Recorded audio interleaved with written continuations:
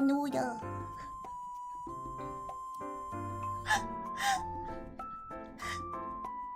Foggy guys. I haven't eaten breakfast. I woke up a little bit too late, so I'm gonna have a quick breakfast with you guys. Hence, quick breakfast with Gwen. With Bgm.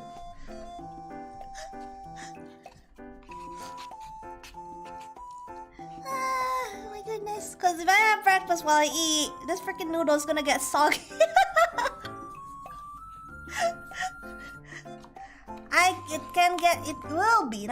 It will be soggy, I can assure you. Okay. Warning, Slurpees.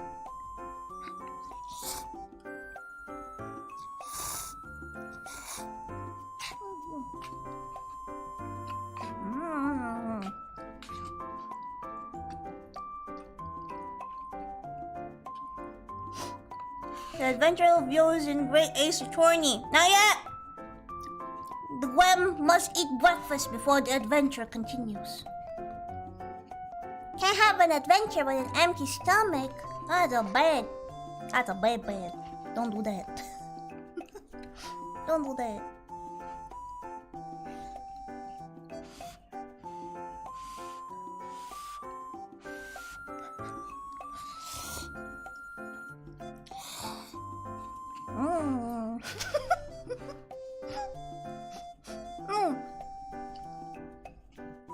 It's investigative noodle.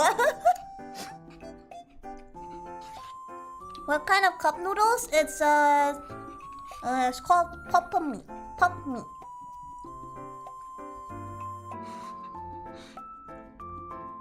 Like, you know how like noodles we call it mee?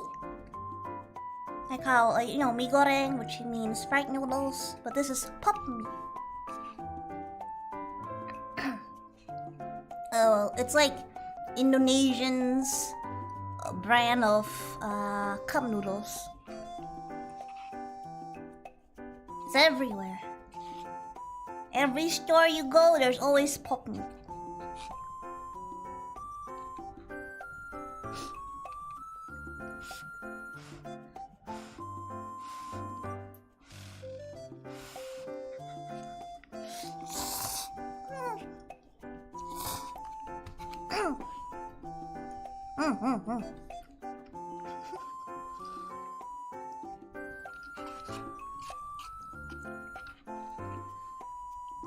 I don't have time to make normal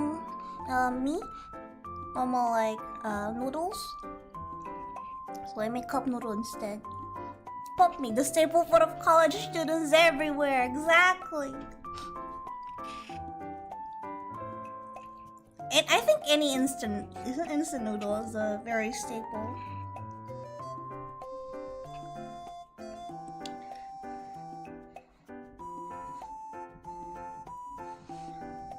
Well, very poor, see.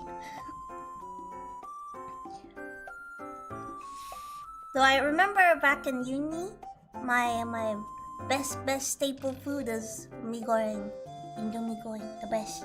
biscuit.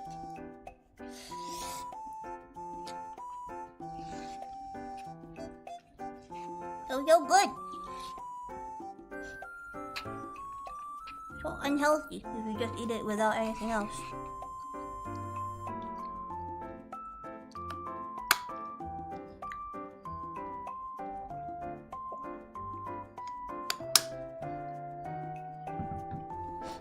Oh, what the hell? Sometimes VTube Studio likes to get a little bit scary when it's off tracking.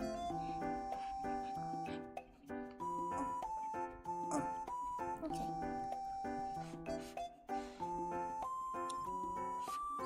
I don't think I can finish it though. Don't wanna delay the playtime too much, so I'll eat a good amount before we start.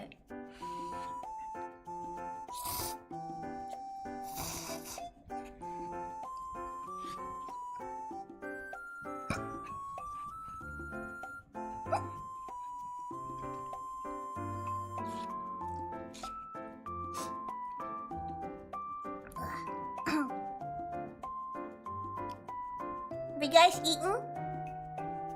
We'll give a reminder every. You sure? Are you up to the task? If you're up to this task, I'll hold on to your words, my dude.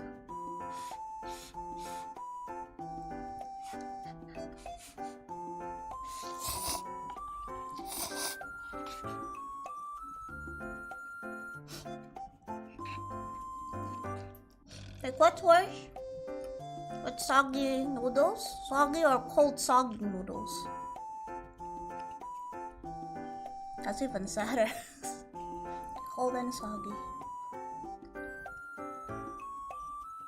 Why do I say soggy? Isn't it bloated? Yeah,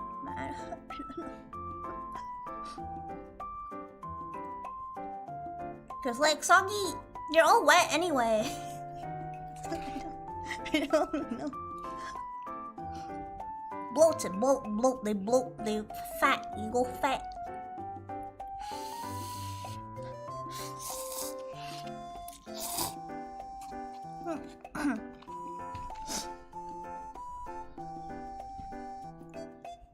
Okay.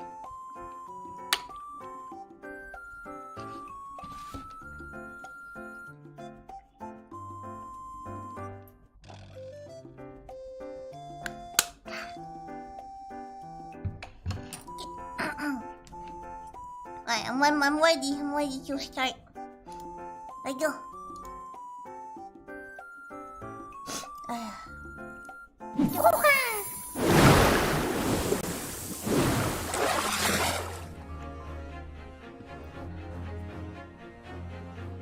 So, yesterday I goofed. I don't think no one noticed because no one told me.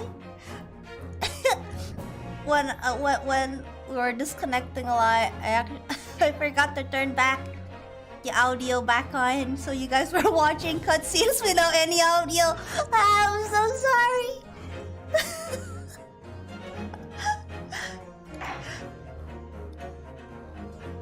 But we left off in such a, what do you call that? A very cliffhanger thing. With the omnibus being all set on fire. Were we? I didn't notice. Yeah, you were.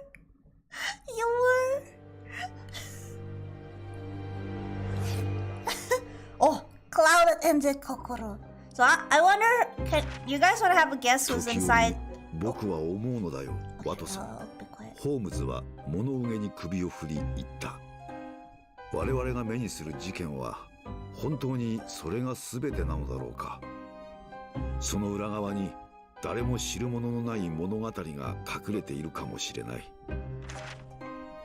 ハーブティーから立ち上る湯気を追うその夢見るような眼差しの先には、きっとあの雪の日の夕刻の情景が浮かんでいたのだと思う。ブライヤーロードの歩 Oh, 道 I に know that 倒れ hand 伏し pose. た若い女性とその背に刺さった狂人。ガス灯の明かりが柔らかく切り取った奇怪な事件現場の情景。不可解な姿なき犯人の事件は薄い霧の中静かに幕を開けたのだった。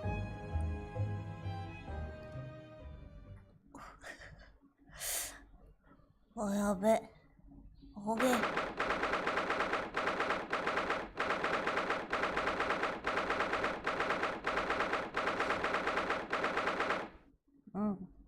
Yeah. Anyway, I was about to say. Minutely, okay.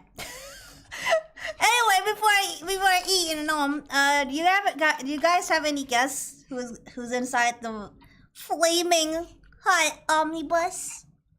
Is it someone that we've seen, or I wonder if it's someone that we haven't seen? They're trying to destroy the evidence.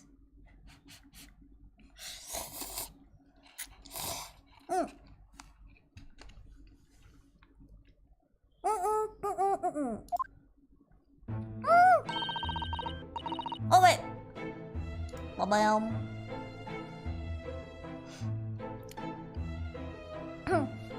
Did you sleep last night, Mr. Naruhodo? Yes, I did. Only I did not. Apparently I did not. I did, though. It was an enormous hotel, wasn't it? The rooms were luxurious. I felt like we were staying in a palace. And with all the gaslights twinkling was brighter than day, even in the middle of the night. I mean, you make sure to let them off, right, when you're asleep. It's not good for your eyeballs if you sleep with those super bright. It's probably McGilder, right? He didn't show up at the cutscene. He didn't. So he kind of like kill himself or something. Well, hopefully they're gonna tell us what's happened, because we are, responsible for that. Hey, can I see the? No, not that one. No. I want. What time is it? It's the next day. Of course, it's next day. What the hell? What about the enormous beds? After my time with SS Buri, I wasn't going to waste a single inch of that space.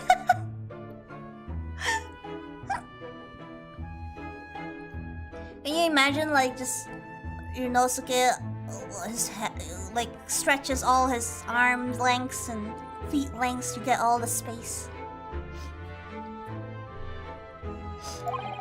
You spend the entire night rolling from one side. Is it that big? Can you just not go like starfish style and do like make a snow angel? Oh yes, it was sort of the night you can only dream of normally. I mean, what about the feel of the bed? How does it feel like? Does it feel like sleeping on clouds? The Adventure of Cloud at Kokoro is my least favorite case in duology, but I have a certain appreciation for it setting up my favorite case in the franchise. Ooh! So it's kind of like a lead up. A tippa to the main thing. Okay. We'll see. From what I noticed last time I asked about what's your favorite, what's it called? Trilogy? Or game in a journey, it differs a lot, so it's interesting.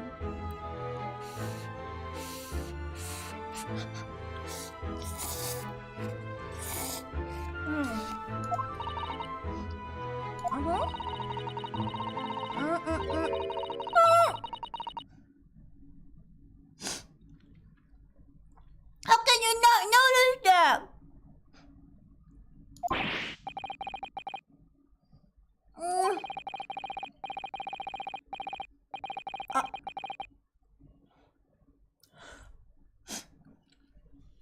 Oh my gosh.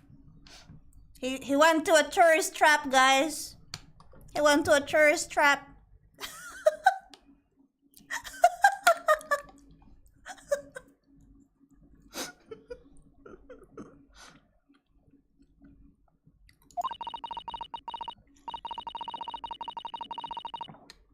In a lodging house in Japan, that sum of money would put a roof over your head for a whole year. Oh my gosh, Rinosuke, what the hell? I did try, but I'm afraid I couldn't help my tears when I were. Oh. Oh. That's. Did you get paid when you're doing your test, by the way? That's a court case of murder. I mean, Miguel did give you a penny. I guess he did. Well, never mind. How much money did they bring? Now that I think of it, you know, you're gonna do a study. You need to have like some savings for, you know, food, lodgings, all that shit. And how long are you gonna be staying in Britain? Well, never mind. We have to find some more affordable lodgings straight away, though. If we're not careful, our entire stipend will used up in a oh.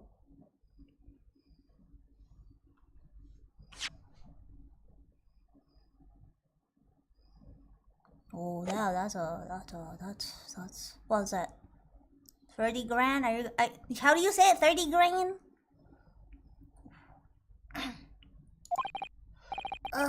London is a scary place. Well, being a tourist is scary.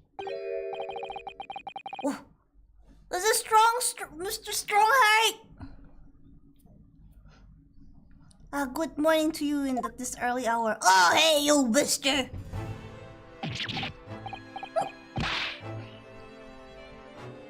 Oh yes, what?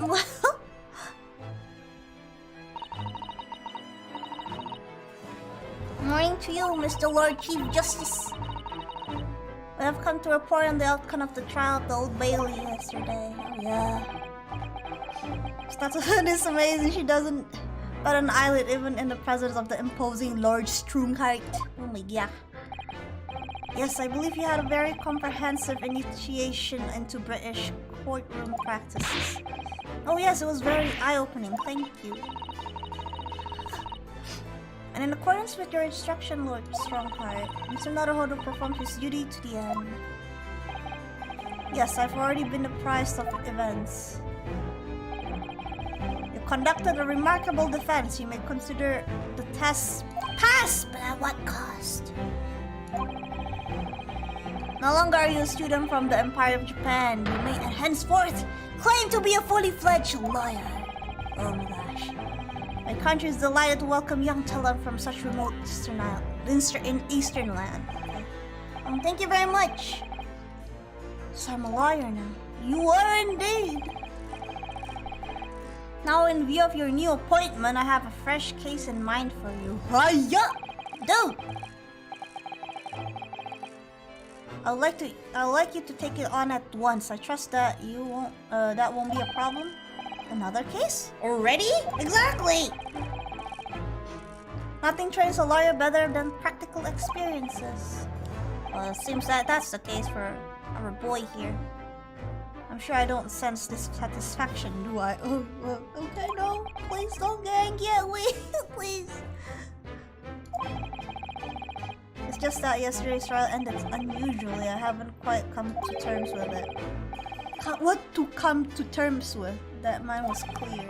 What more were you hoping for? This chief as justice doesn't feel justice at all.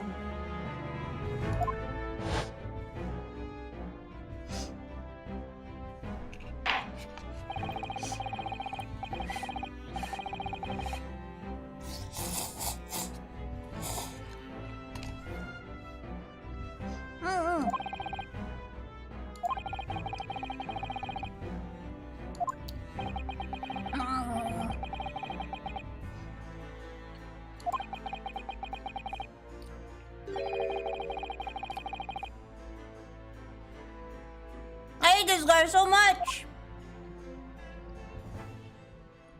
Look at him smirking, smacking.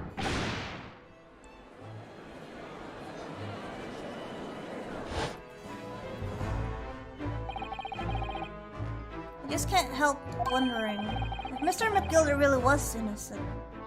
Was it? Mr. Naruhodo?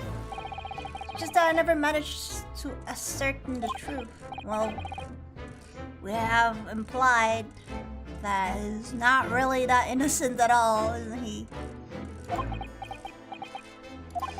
Well, you needn't let it trouble you for a second longer. Sorry?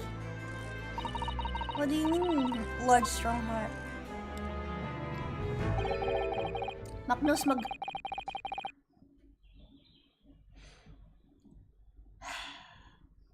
He was inside that thing, didn't he? He was inside that thing, didn't he? Wasn't he? Wasn't he? He's inside that thing, wasn't he? Not didn't he, but he was. Avi, you're right. Avi, you're right. Shit. Oh no! What? Mr. McGilda's delayed? Yes, he is. Oh. Dramatic bird entrance. Or was it entrance? It was going away though. I have 19 minutes and 41 seconds until my next engagement. Time enough talk. Time enough to talk, okay.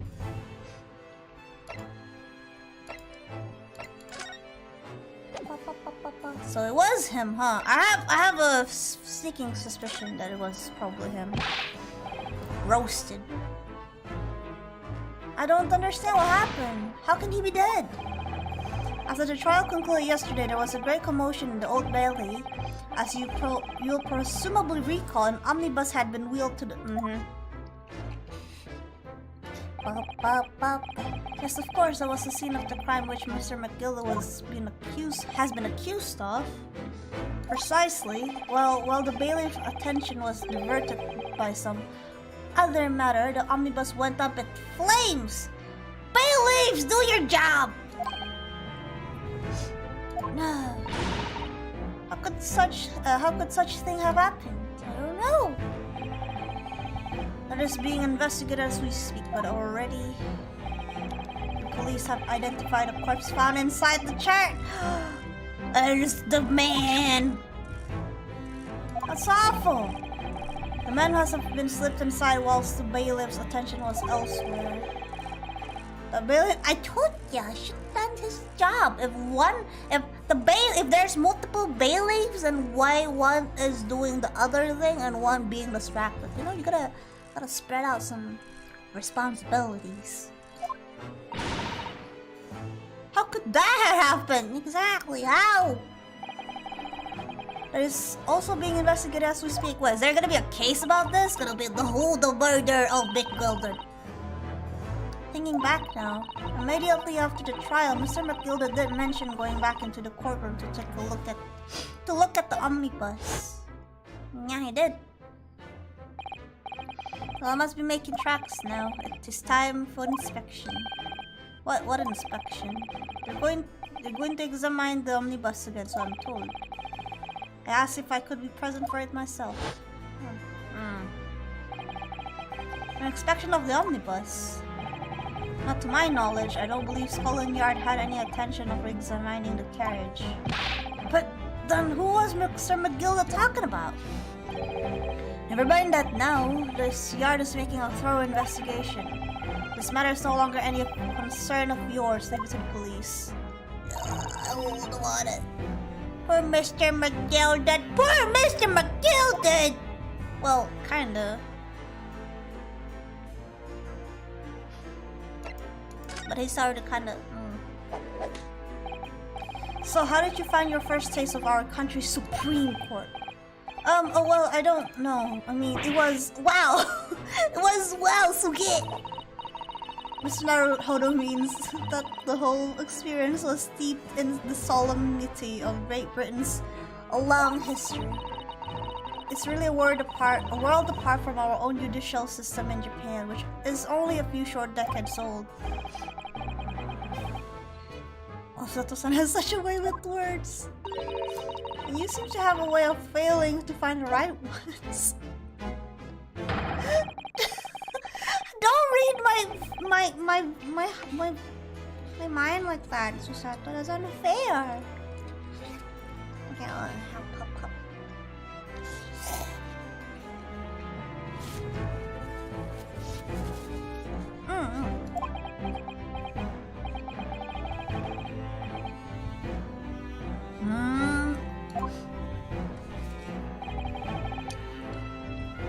you doubting Ryunosuke? Was fortunate. That your very first trial was a simple affair. It wasn't that simple! As I believe I mentioned yesterday morning, it was a trial that you couldn't lose. I don't mean to be a contrary, Mr. Lord Strongheart, but that case was anything but simple. The circumstances of the case were so incriminating, I was stunned when I first heard them. In fact, I still find it hard to believe that we managed to get a favorable verdict. Yeah. Oh gosh. Is something funny?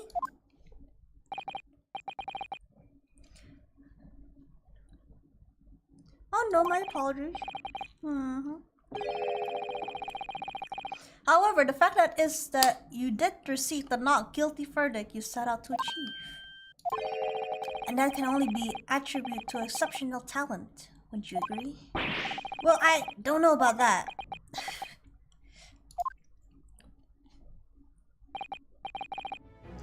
Well, never mind.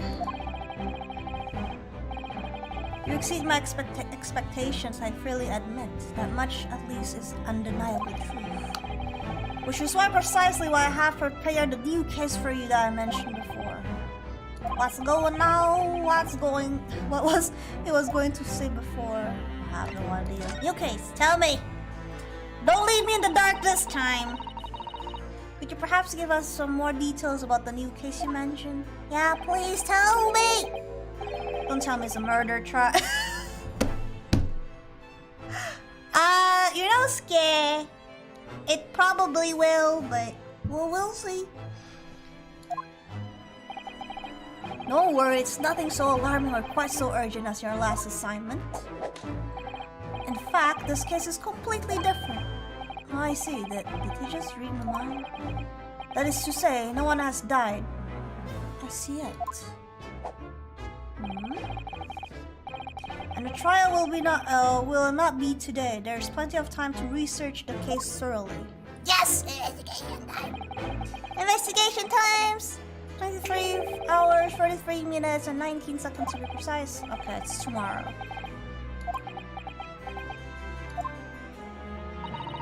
Is everything alright? Oh, yes, I'm just a little confused, that's all. Yesterday's trial was, well, it left me wondering if I really cut out for being a lawyer. Mr. Maruhoto. I don't know if I could face standing in that courtroom again after Mr. McGilded's trial. You can't! Be confident! Ah, yes, I nearly forgot. There is one similarity with the yesterday's case. Once again, there is currently no one to advocate for the defense. Oh! If the situation remains unchanged, the trial will start tomorrow with the defendant unrepresented and the okay. Same gist. I get it. The most terrible end awaits the defendant, yeah. Here we go again. Your time is up. You have to excuse me. I would advise you to begin making preparation for tomorrow's trial. After all, the clock is ever ticking. There is now but 23 hours, 26 minutes. Okay. I get it! And one more thing, Mr. Naruhodo. There's something I should like to ask you. Yesterday you remarked upon something. That you intend to see through the will of your late compatriot, Mr. Asogi. I would be interested to hear what exactly you mean by that. Inside 34 seconds. Oh well, Kazuma always used to say, you see, that he wanted to learn how the greatest justice system in the world works so he could change ours in Japan. Now that he's gone, I would like to work towards that myself, and there's another thing. Oh? Another thing. Continue. On the way here on the steamship, he said something to me. There's something very important that I have to do. Something very important. And what exactly would that be? He never really had a chance to tell me. I suppose he would have done if he ever made it to Great Britain. You're out of time! Well, thank you for a enlightened discussion. Mr. Nero, what is it all about? Yes. I got the feeling that lawyers are either a rare commodity in London or they're just too scared to show up. I mean, it's kind of like, you know, if the persecutor is Lord Van Zeeks, then maybe you're like, the lawyer will be like, yeah, you know what, maybe tough luck for you. Yeah, might as well.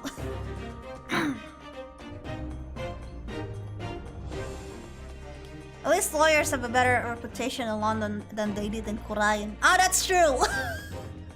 I mean, in Korean, you know, with the whole, I forgot what they call it, the whole seeing what happened. The priestess, the seance, not the seance, but yes. Where you both focusing, huh? Yeah, it's the guy we saw before! I've taken the liberty to summon the police inspector in charge. Okay. Come talk to me. I'll be able to apprise of you of the details. Wow, a police officer that will tell us what's going on. Not like Gumshoe's always being angry when a lawyer come in. And you'd be like, nyah! Well, sometimes. Is that a potato? Is a potato? Hey, goodbye. I'm more interested with this guy. Mr. There's something very important I have to do, Kazuma-sama. What do you mean? I don't know. I wish I knew, but honestly, he never told me. Anyway, we had to better talk to the detective, don't you think? Oh my gosh. Yes, you're right. What's your name? Tell me. I wouldn't say he looks pleased to see us at all. Seems pretty angry that maybe he was just eating his potatoes and then he got, you know, it's like having to do his job.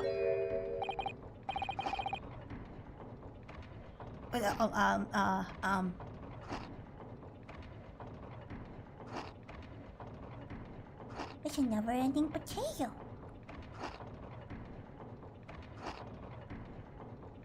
No, it's not a potato. It's a fish and chips. It's fish and chips. Look. It's the fish. Oh, no, the chips. Oh my gosh. Okay. Could we trouble you? What do you think? Yeah. Lovely weather. What's the weather got to do with you and the Listen to me, young Japanese upstarts. Some frippery about the weather doesn't get every English gents eating out your head. Masato-san told me it was full poop. Oh, regenerating fish and chips. Yeah, what the hell? Man, this guy has his food stuff all good. I'm a busy man, very busy man.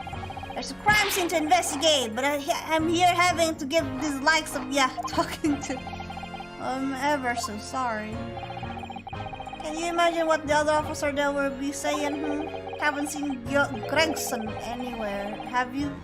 No, he's too busy with the bigwigs these days. And all because some bumpkins who are here on a job from cut. How mean! So you don't respect me, you fish-eating fiend?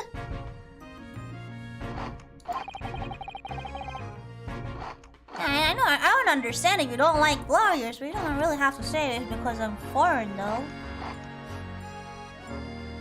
This BGM is banging, though. Yeah, that's very true.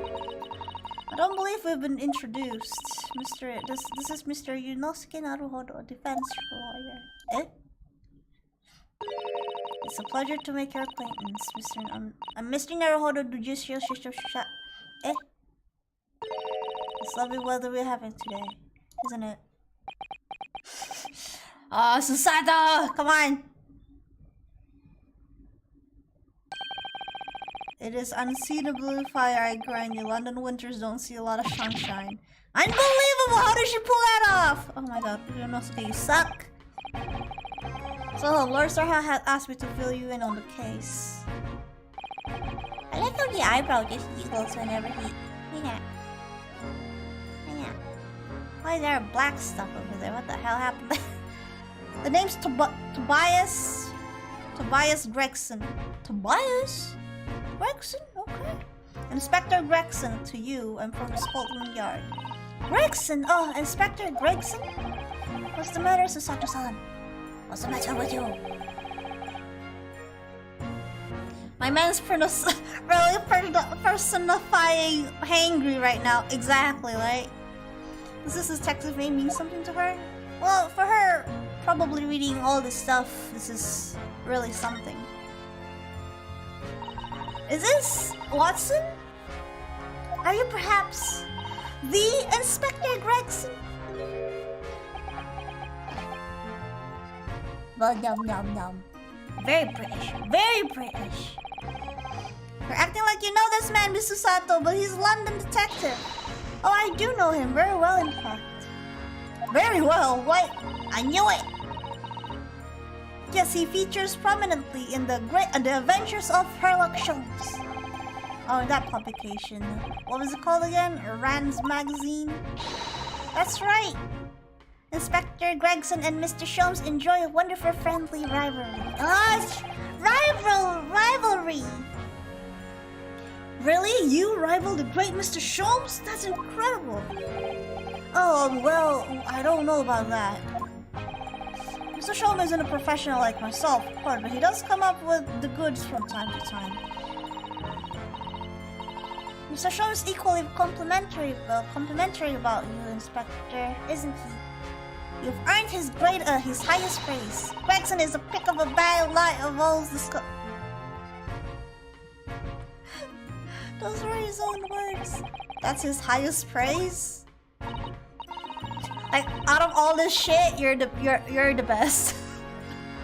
That's exactly how it is. That doesn't sound like a compliment to me. Not at all. Well, Mr. Sholmes isn't practically known for giving compliments, you see. That he is not, and thanks to that magazine, my name's known all over London town now. That's great, isn't it? I have to admit, I have to start with I was little, well, flattered by all the attention. Everyone wanted to shake my hand, and my reputation at the yard went through the roof. Sholmes. Well, that's wonderful. No, it's not. There's nothing more sinister than the man on the street. People are always looking at me now. They'll be whispering rumors about me under the... that is... yeah, I mean...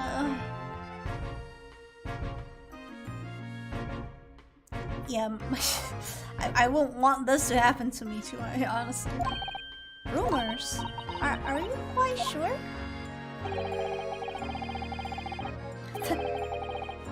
He's changed since he started appearing in those stories. The fame gone to his head, stuff like that. Oh man. Gosh, you really think people are saying such mean-spirited things about you?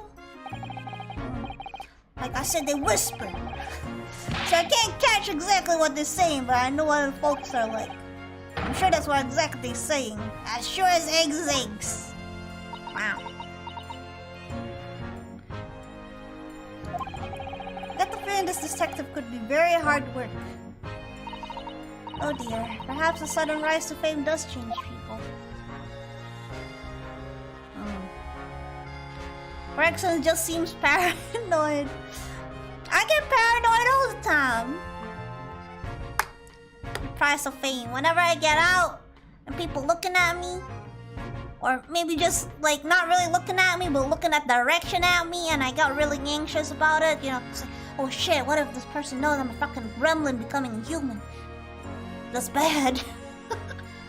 What if my cover's blown? What if my gremliness cover is blown? Stop it. That's pretty sure. I mean, eggs are eggs pretty much all the time. Isn't that right, Elsie? The case, tell me.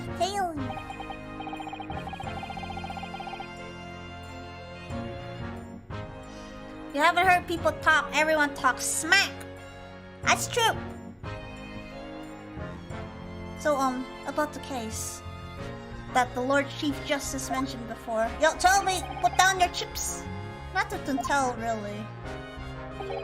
As far as we're concerned at the yard, it couldn't be simpler. Huh? Oh dear, what does that mean? What that probably means as far as we're concerned, us lawyers, it couldn't be more complicated.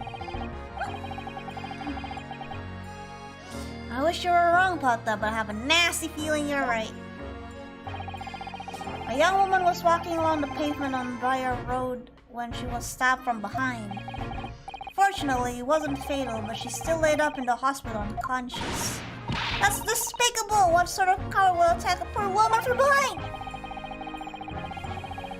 I suppose you have finished whoever it was off with, so you'll take that, would ya? Definitely! Brace yourself! You don't get you angered her now! Oh, he didn't do it. Okay. I was hoping so I could put more chart down. Anyways, after something of a whirlwind investigation, the criminal was arrested. He barely had time for a cup of tea after the incident took place, to be honest. So there must have been something left at the scene that led you directly to the culprit. Or perhaps a reliable witness who recognized the person in question? I feel like he has fish in his That's for next time. You're wasting your time with this one. Sorry? There's nothing you can do. There's no way out to help this little bulk now. Whatever night. Simple. The prosecutor has been assigned to the trial tomorrow. It's Lord Baruch Van Zeek. See, I knew it! No! Sounds like you've heard of him then. Well, is that we've heard of him? We've battled with him. Oh yes, we're very familiar with Lord Van Zeeks. Believed to be the harbinger of death himself. The Reaper of the Bailey.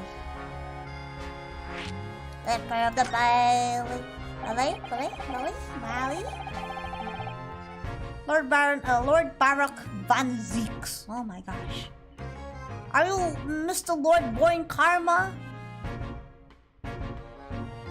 What do you call that?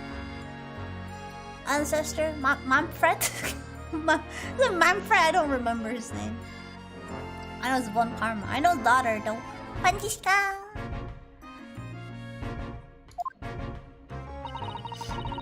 Mr. Matilda told us about him before the trial, didn't he? He did. When Van Zeek stands for the prosecution, they call the accused his sacrificial lambs. And in every single trial in which he's a prosecutor, the accused has been damned. This Reaper of the Valley nickname, I suppose he's earned that because every defendant he advocates against is found guilty, is that it? Meaning he did? Well, if that's the case, we should inform you, Inspector, that yesterday's trial against Lord Van Zeeks, Mr. Metalhord was secured a verdict of not guilty. And what of it? Oh, well, I think that means even against Mr. Reaper, Mr. Reaper, it's not possible to save the defendant. No, you really don't have a clue, do you? What do you mean? What happened to that bloke in the end, huh? He's dead. Meaning is always dead. Not the verdict and not guilty. Doesn't always equal not dead. Magnus McGill came in a cropper in the omnibus when it went up in flames. So you can't reliably say you saved the defendant, can you? What are you saying? Look, if Van Zeeks could get the dirt to stick on everyone, you'll be a miracle worker. That's not how it goes. He doesn't work miracles. He works magic. Black magic. I would have a good luck long a good long think about that if I were you. So everybody is dead. I mean, if you found not guilty, I mean, if you found guilty, you'll be sent to the gallows, right? You'll be dead, wouldn't ya?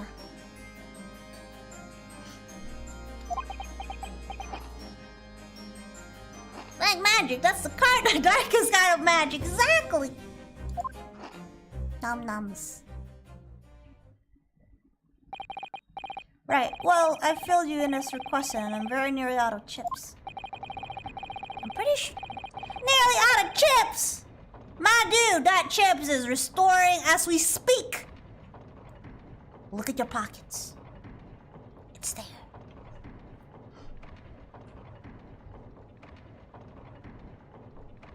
So was Matilda who's in the omnibus when it became a cremator? Yeah, apparently. He didn't even eat any of the fries. He did, just a little bit. He just eat that one little fries right next to the fish. That's the only fries he eats. It was Briar Road, you say, didn't ya? Where the incident took place?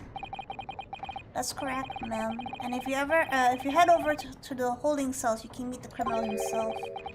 You branded him a criminal already? He is as good as shaken like a leaf in his cell. He is. He'll give you a chocolate if nothing else.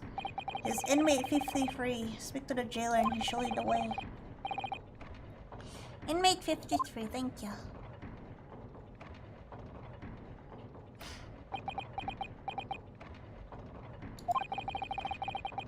There's not helping anyone against the Reaper of the Bailey, they say. Is something troubling you, Mr. Naruhodo? To tell the truth, when I recalled the trial yesterday, I can't stop myself from shaking. The idea of facing the Reaper in court again is... Well, if you think it's too much for you, there's no shame in turning the case down. That takes courage, too. But if the man they've arrested is innocent, you could well imagine he would be shaking like a leaf in his cell. And I, for one, wouldn't find the sight of that funny. So, if I'm honest, I'm still reeling the shock from yesterday's events myself. So I'm really not sure if I'll be able to help this man, whoever he is. I would like to try, so I think I'm going to make some inquiries. Will you help? Help me! If he turned it down, wouldn't that shame Asogi's legacy or something? Maybe, I guess so.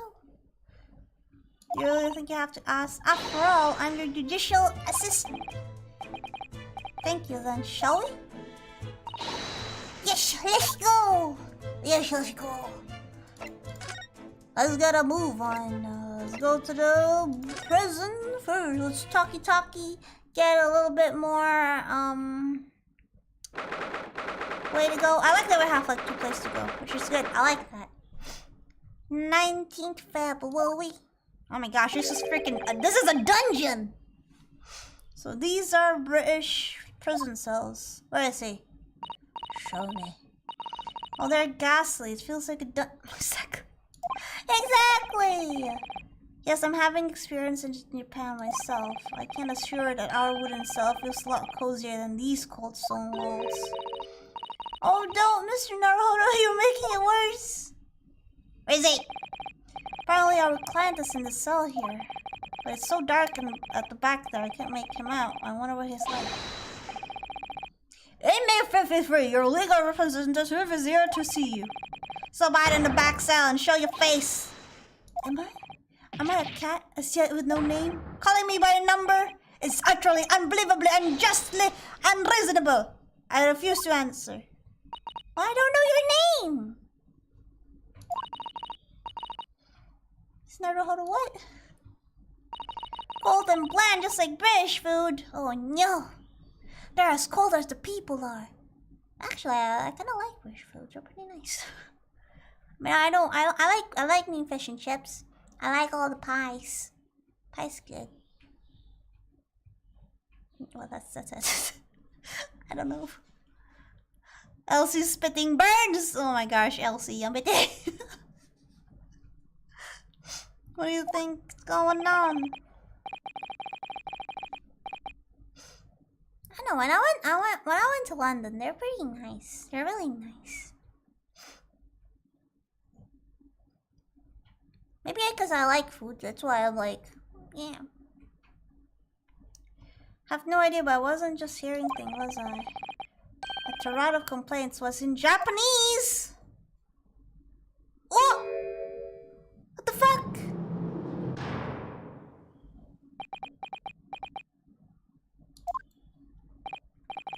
Excuse me, but who? Shh, quiet!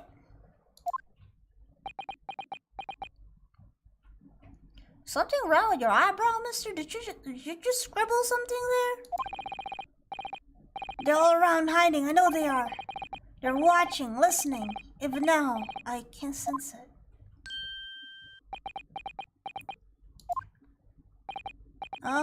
Right, so, could I ask you where exactly...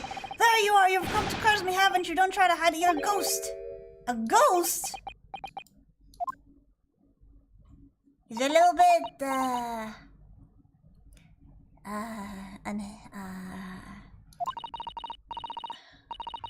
remind me of no harm, prisoner son, are you Japanese by any chance?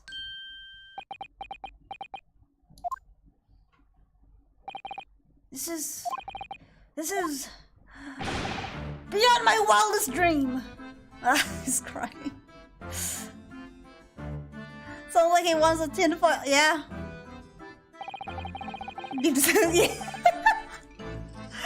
Forgive me for that outburst before. I'm so sorry. Oh, it's fine. We're just a little surprised, that's all. Imagine it. It's been 12 long months since I left my hometown, and here I am in a frightful fix in a foreign land. So hearing the sweet, sentimental tones of a compatriot's voice here in this damp, dark hellhole was a most monumentally moving moment. It's a Nihongonese. No, it's not Nihongonese. It's a Nipponese.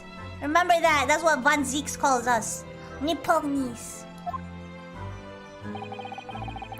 Who could have guessed that this new client Lord Strongheart assigned to us would turn out to be a fellow Japanese? What a compassionate fellow countryman show! To dispatch a first-class lawyer all the way from Japan to defend a mere foreign student. As a student. Nice. I thought he was good. I thought so too. I've arrived. Oh, my hugs, yes, thank you. Thank you, Zero. I wouldn't surprise me. Wouldn't surprise me either. Noble, nurturing, never falling nipple. Nipple, failing. Failing, yes. A first-class lawyer. Oh dear, I think there's been something of a misunderstanding here. I wonder, would you be so kind to tell us what's happened? I mean, your name first, mister? Namae wa? Well, you've been detained as a suspect, for example. Yes, I will. Shan't stay solid and silent.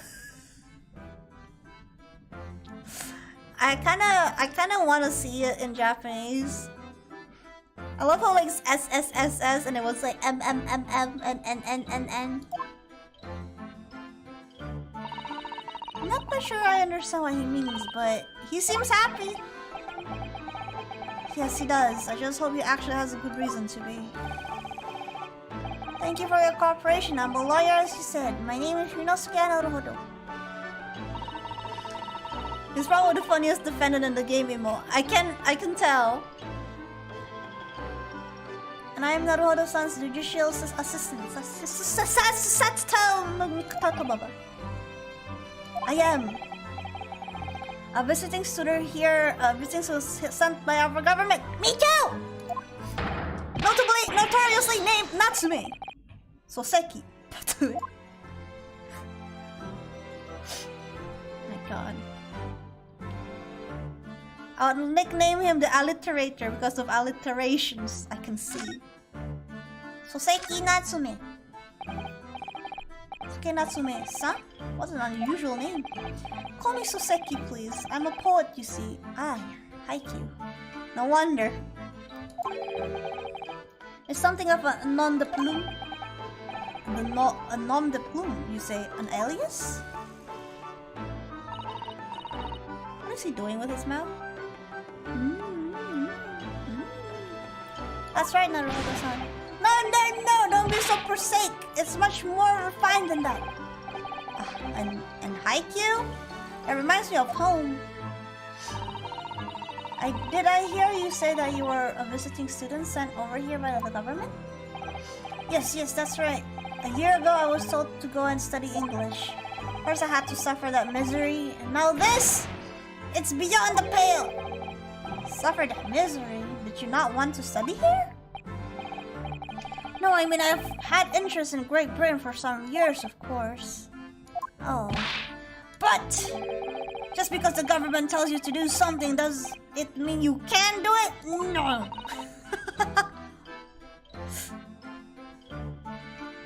Non the plume. Why am I thinking about eating feathers?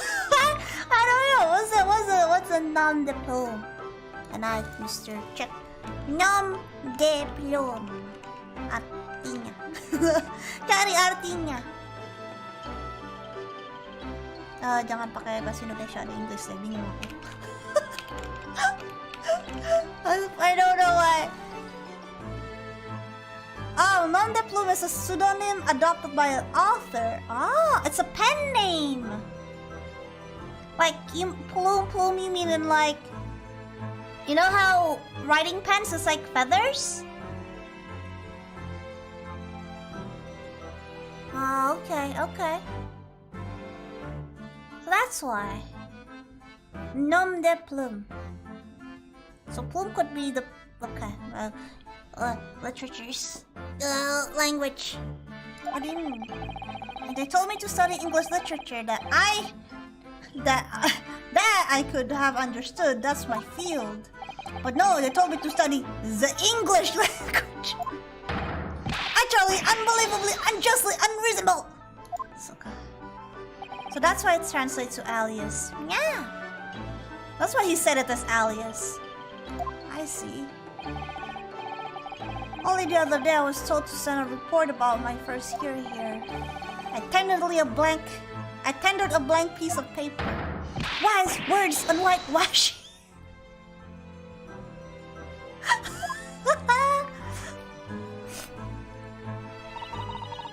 While plume do related to feathers, nom does sound related to nom nom nom. Yeah, that's what I thought too.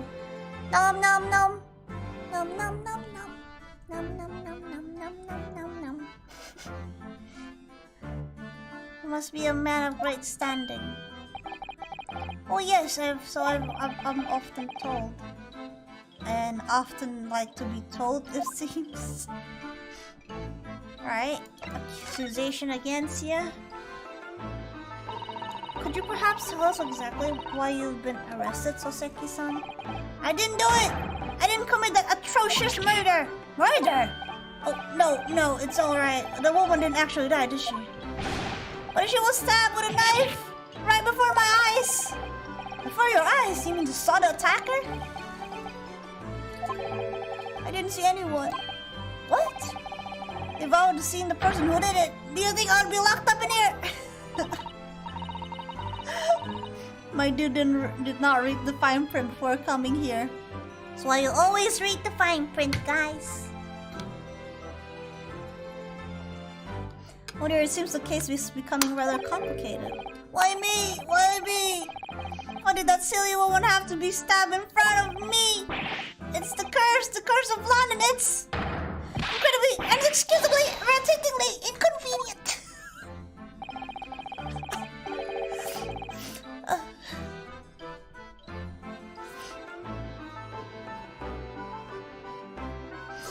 So Soseki's son was there at the scene, but he didn't see the attacker? It's vital that we find out more about the case.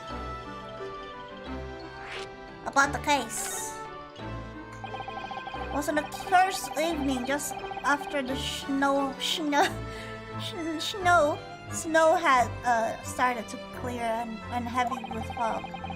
I had been to the bookshop to buy some books, and I was on my way back to my accursed lodging. Why are you so angry with everything?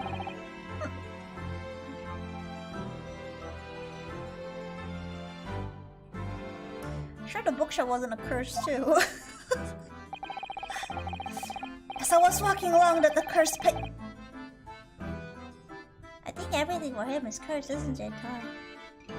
I could make out the soul silhouette of another ahead of me. A woman wearing a green overcoat she was.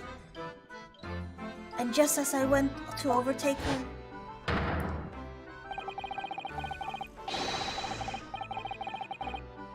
she suddenly let out a little scream and collapsed onto the cold, hard slabs of stone at my feet. Oh my god. Oh no! How terrible! What? This guy is very animated. It's called out to be a woman, but she didn't move. I called out to the woman, she didn't move. It was like ghostly, ghoulish, green graveyard. Slight exaggeration there, perhaps? I was terrified. I had to get away from there. So I ran as fast as my legs would carry me back to my accursed lodgings. That's not good. They'll say it was shameful, I know, to run away like that. Tell me, Soseki.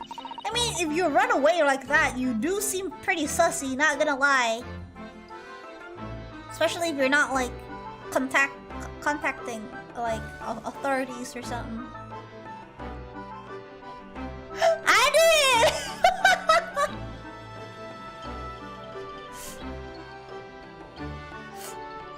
Are you saying her blubber saved her?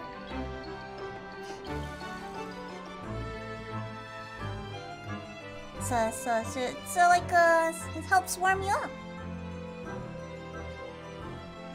Tell me, Soseki-san, was the victim of an acquaintance of yours? A cute, active, alluring, active... Gundam! Not you too! Don't be ridiculous. Do you think I know any of these fair-haired English? And a young woman at that? I'm diffident, shy, timid, unsure. I can't talk to people. I see. A young woman, unknown to Soseki-san. And at the time it happened, who else did you see nearby? Did anybody pass you? Regrettably, apart from myself and the woman, I didn't see a soul. No one? Oh, great. Well, time to find out the other missing person of the case, as usual. So the victim was unknown to you and there was nobody else on the street at the time? That creates something of a conundrum, doesn't it? What conundrum? What do you mean, what conundrum? He says he can't talk to people. I mean, you know, we're the ponies, the same as him. What do you mean, Susato-san? What's the conundrum? Well, if Soseki-san has told us this is true, there's something I can't explain. He said that he didn't know the victim and that there no one else seen. And he apparently fled without having been seen. I did. But if that's the case, surely this man has to be the culprit. Ah, you! What did you say? Nothing. I didn't say anything. Perhaps I thought. Actually, that's what that was troubling me. Yeah, no. Who was the witness? He didn't touch the victim and there's nobody at the scene to see him. So how did the police ever discover that he was there in the first place? Oh yes, she's right. It was him. That accursed great detective. He led the police to... Sholmes.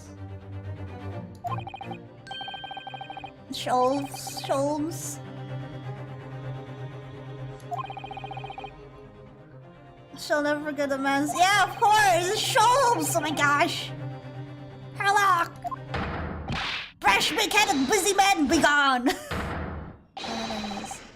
May you be cursed until the end of your days. Herlock Sholmes! I knew it!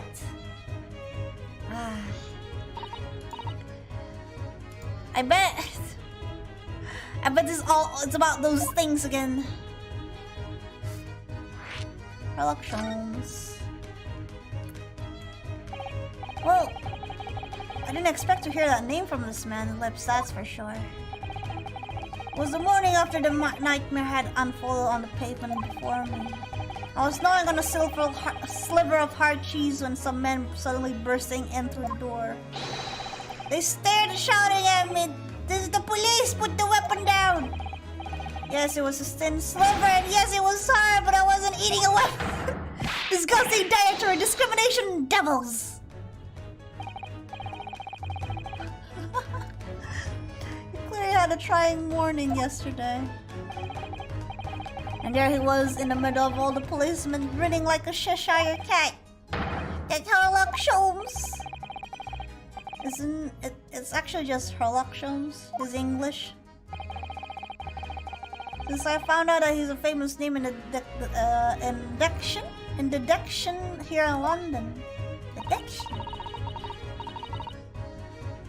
Oh, yes, the great detective is really very well known. And his overly sharp mind managed to deduce my whereabouts, apparently. He thinks I'm the knife-wielding madman. Me, this weak, stooped kitten of a man. You don't look like a weak kitten of a man. You look really energetic, my dude. I wonder what great deduction process led him to his conclusion this time. Do you mean to say that Mr. Sholmes' deduction was the only reason the police arrested you? That would be really most unreasonable. Well, the thing is, I was thrown into a panic when they barged their way in.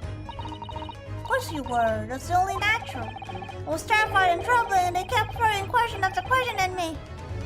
In impossible English. Fienglish. Flammery. Well, we're in England. You can't really blame them for questioning you in English. Good point. But my mind went blank. I knew I had to answer, but I didn't know what to say. So I just kept repeating things like, "Yes, I do," and "Yeah, I'm fine." And I think I know I'm in manacles, and before I knew it, I was thrown in here. Oh dear, I'm afraid that's hardly surprising. I'm fine. He's not fine now. Well, since Sholmes' deduction once ended up accusing Naruhodo as bullshit, yeah.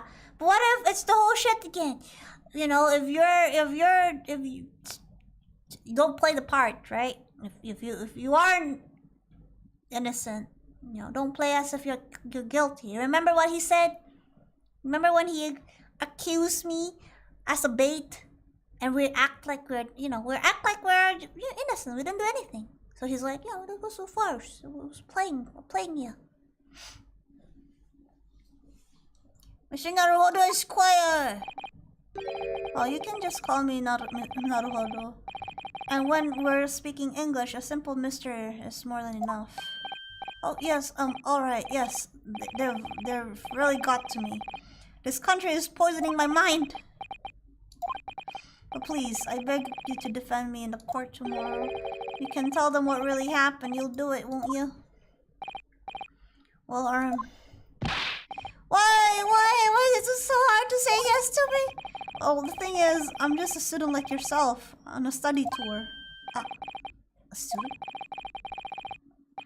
I have defended the case in Old Bailey, only the one though. But at this moment in time, I really don't know what I'm supposed to believe in. I'm confused about what justice in this country even means. We're going deep, guys. Oh, not all I'm not even the foreign student who was supposed to be here. I'm sort of a local.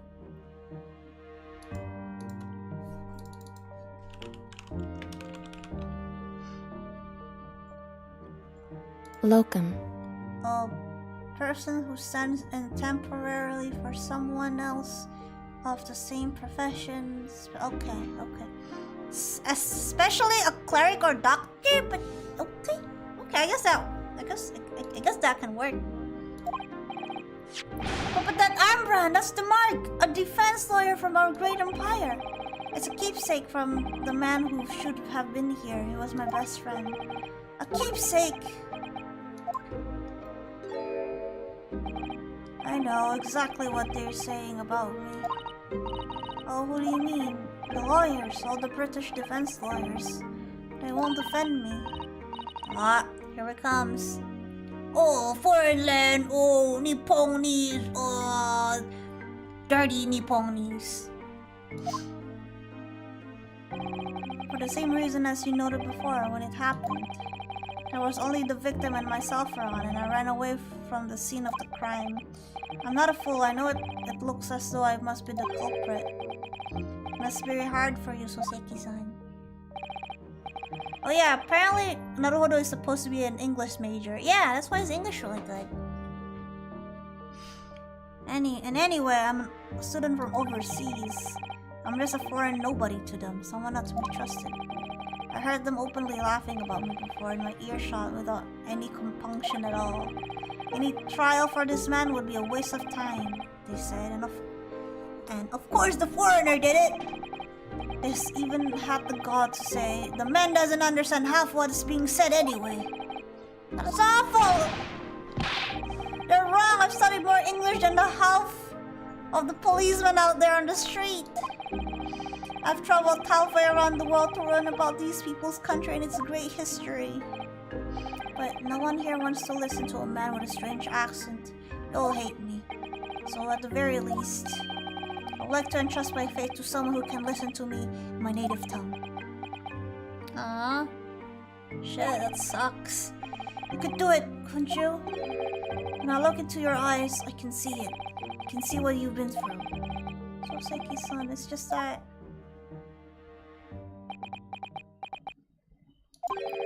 Give me a little time, please.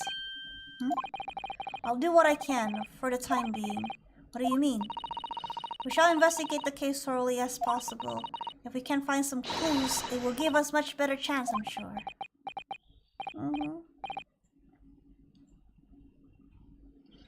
So the British lawyers got some... Yeah, apparently. I mean, I feel like last case really shows, you know, how the jury treated us.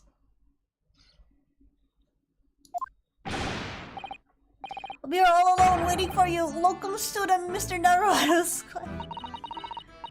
Guess we should be going then, Naruto-san. We'll have case to prepare for. Yeah. Definitely. Bye-bye! Yeah, we have nothing.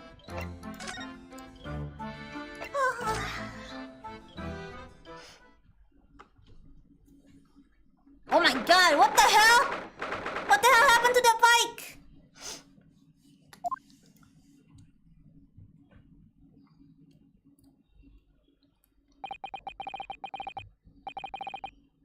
There's an omnibus. Well, not really, it's a carriage.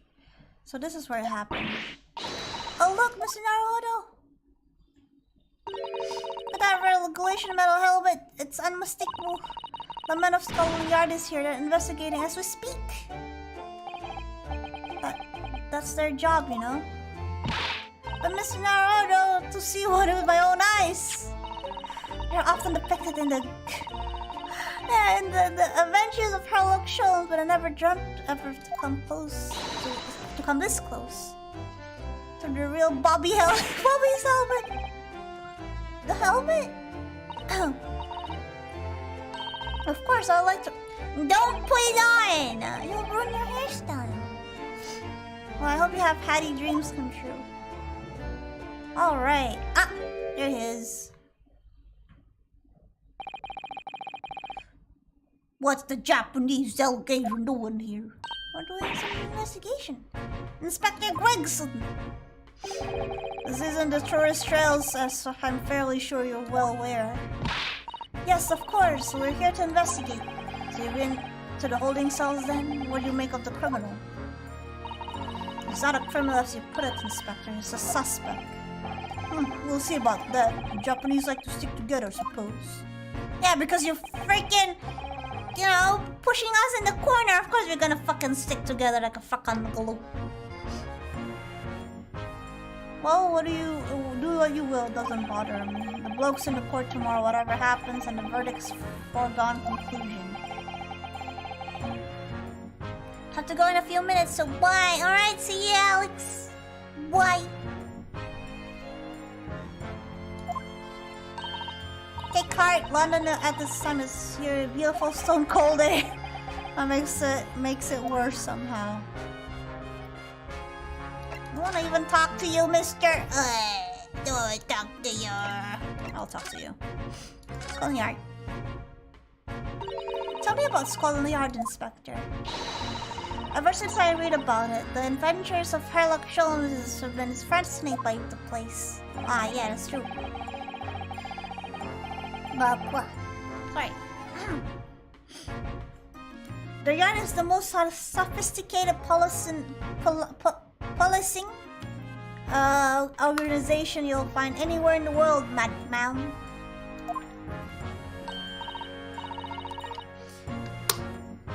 Oh, and you know I've always dreamt of wearing a real Bobby's helmet. It does make them look the part, seeing that policeman there with his helmet on. You certainly get the sense of that this is a man who will take no nonsense in his duty and protect the city. Oh yes, doesn't he look wonderful? Being a London Bobby's hard going, I can tell you. Oh really? First thing in the morning, you know what he does? Goes around and ruses all the laborers on his beat so he can get off to work. What? He wakes people up? Yep, raps on their windows with a long pole. Did myself going back a bit. Had no idea. The Bobbies work for the people of the town. It's just another one of his duties. After that, he starts tirelessly patrolling the streets all day long. He has to cover 20 miles a day. That's the regulation distance. Oh my god. Can't really imagine how far that is, but it looks like a long way. Especially if it's cold too outside. Let me see. 20 miles. That's approximately the distance from Tokyo to Yokohama. Oh my god. On foot? That's definitely taking a step a bit too far. And if it gets too dark, of course, he has the important job of lighting all the gas street lamps. Oh my. And I suppose between all of those duties, Bobbies are expected to investigate cases as well? Oh my god. Well, no rooster or alarm clocks around, so long stick is the most reliable way to wake up. Yeah! Sometimes I hear at certain times they kind of like do the stick around the gates, the fence, and be like bang, bang, bang, bang. I hear them a lot at night.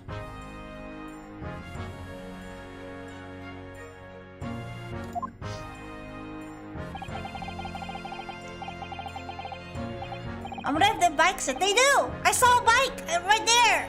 Just right there. But it looks smushed, so we're gonna have to look what the fuck is going on there. I'm not sure you could call it in between exactly, more alongside, but yes. They're expected to handle those jobs as well. We do have men killing over from time to time, I admit. I would always dream of wearing one of those helmets, as I said. But it's with heavy heart that I shall have to relinquish that dream to you. Why me? Your heavy heart will be my heavy head if you do. I'll do that. It happened around 5 in the evening 2 days ago, just there on the open bed of pavement. The victim, a young woman, was stabbed with a blade from behind. Is that right? Is it right that the lady is still unconscious now? You mentioned that she's being treated in the hospital. I never said she was a lady. Truth is, unless she comes around pretty smartish, we won't be able to find out much about her at all. I suppose that means they haven't been able to take a statement from her, of course. With great hat comes great responsibility. Apparently, yeah. Look at him. He has a fancy-ass hat and his responsibility is also great. Here's a map of the local area I happen to have on me. You can take it if you want. Thank you! It's your policy to give lawyers defending the suspect with odd bit of information to go on. I haven't actually accepted the job yet, but still. Thank you, Inspector. We'll gratefully accept. The local man has been entered into the courtroom. Ooh. Anyway, as far as we know, there's no one else in the scene other than the victim and the young fellow countryman. So who did it, you think? Not much of the head scratcher, is it? Well, I know Mr. Natsume is also claiming not to have seen anyone else around, but just because he didn't see anyone, it doesn't mean we can't be sure that nobody else was present. I'm sorry to have to tell you, but we most certainly can be sure. How? Because, ma'am, the precise moment of the stabbing didn't go unnoticed. What? We have two very reliable witnesses, no less. Oh my gosh. It was a typical foggy London day and your client obviously didn't see them. There were witnesses now.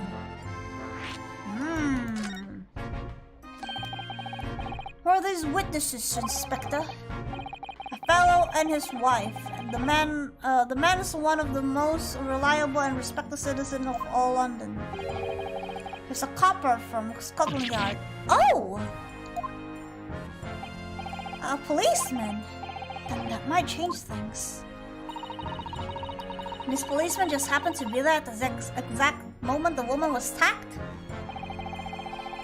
He just put his... He did! It's the ever-growing fish and chip! You got one of this newspaper? You fill it in once? You'll never run out of fish and chips ever again. I'll call it the fish and chip newspaper.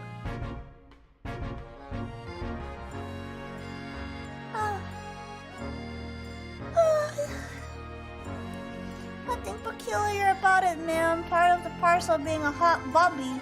Catching them bang in the act and all that. Why do you think it might be possible for us to ask that policeman a few questions? Be my guest. You can ask him what you like. In court tomorrow. Oh my gosh. Have no doubt he'll be summoned as witness. So that'll give you something to look forward to. That's that then. He's got no intention of letting us beat the man. Yeah. Well, it happens sometimes. Policeman witnessed the incident. As your judicial assistant, I must warn you that this could make our job very difficult indeed. Yes, as a non-judicial assistant, I could have warned him of that too. Yeah, as just a Vtuber streaming the game, I could say that this very indeed make the whole game very difficult. The whole case very difficult. Yes, one more thing, Inspector. What? The person you've led me to the suspect. I heard it was Mr. Herlock Sholmes. What are you bringing him up for? Was it something I said? The color has drained from his cheeks. Alright, let's talk about trial first. That twitchy Japanese bloke goes on trial tomorrow. Are you going to defend him or not? Well, makes no difference to me, but I will just say this. No London lawyer worth his salt won't touch that case will barge forward. Because the prosecution is being handled by the Reaper of Bailey, you mean? There's no way to save that man now. It's a waste of time trying. Can I say? We get it? Not guilty, and then suddenly he died. Sacrificial lamb. It's a bit strange though. Sorry? The Reaper. He hasn't appeared in court once for a good few years now. I wonder why. Yes, we did hear something like that to effect. And the only people he usually bothers are the real scum, the master criminals. Sorry. I just choked on my own slime. violent ones. Master criminals. The violent ones. Oh my god. That's right, he handpicks his victims, only deals with those guaranteed to go to gallows for their sins. But Mr. Natsume wouldn't hang for his accusers, surely. That's just my point, Sunshine. Yes, the young woman was stabbed, but didn't kill her. Couldn't even say the intent was there. But this isn't the sort of case I would be expecting the Reaper to want to sink his teeth into, for want a better phrase. Well, not exactly a minor infraction, isn't it? Is it? No, there's got to be more to it. Some reason he's taken an interest. Take care, Gwen. I'm okay. Sometimes, like, my throat sometimes every morning change depends on stuff. Right now it's just really croaky. Very croaky. Really, what sort of reason, Inspector? It's kind of sore, but I'm okay. That's why I have my bottle of water right here.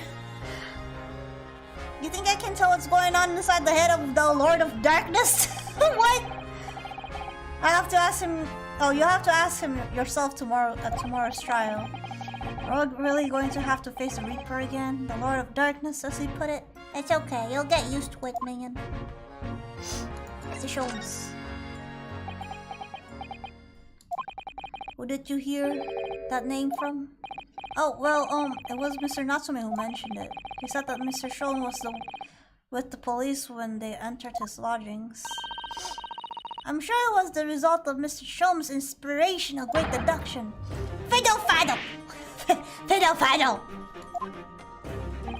The man is an amateur, and I'm getting sick and tired of him showing his mug everywhere. Oh. I don't know where he gets his information from, but he turns up at the scene of a crime.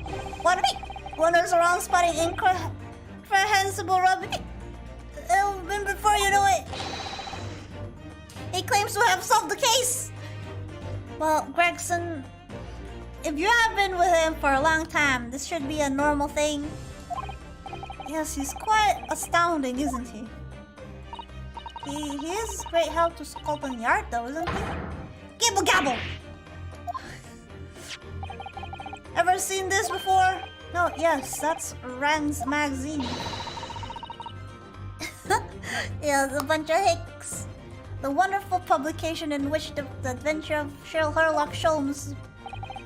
Yes, well, that wonderful publication, as you put it, sees fit to include several of the Yard's detectives in its stories.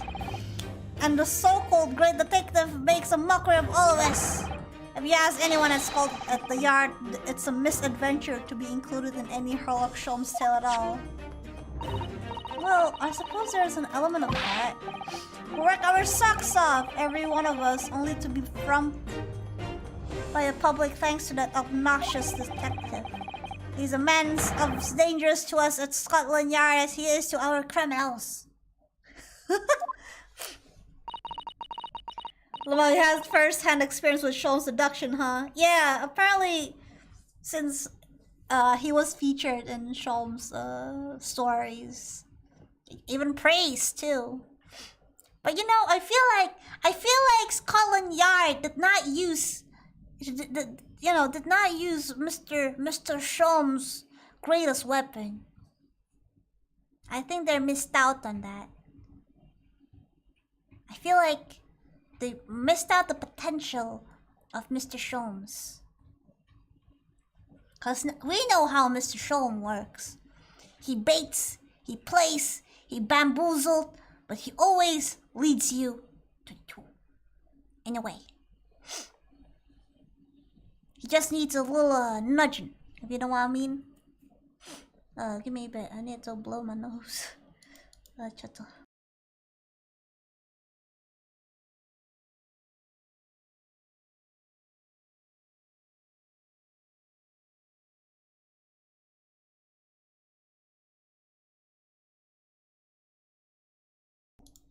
Yeah, okay. But yeah, my nose has been really itchy too.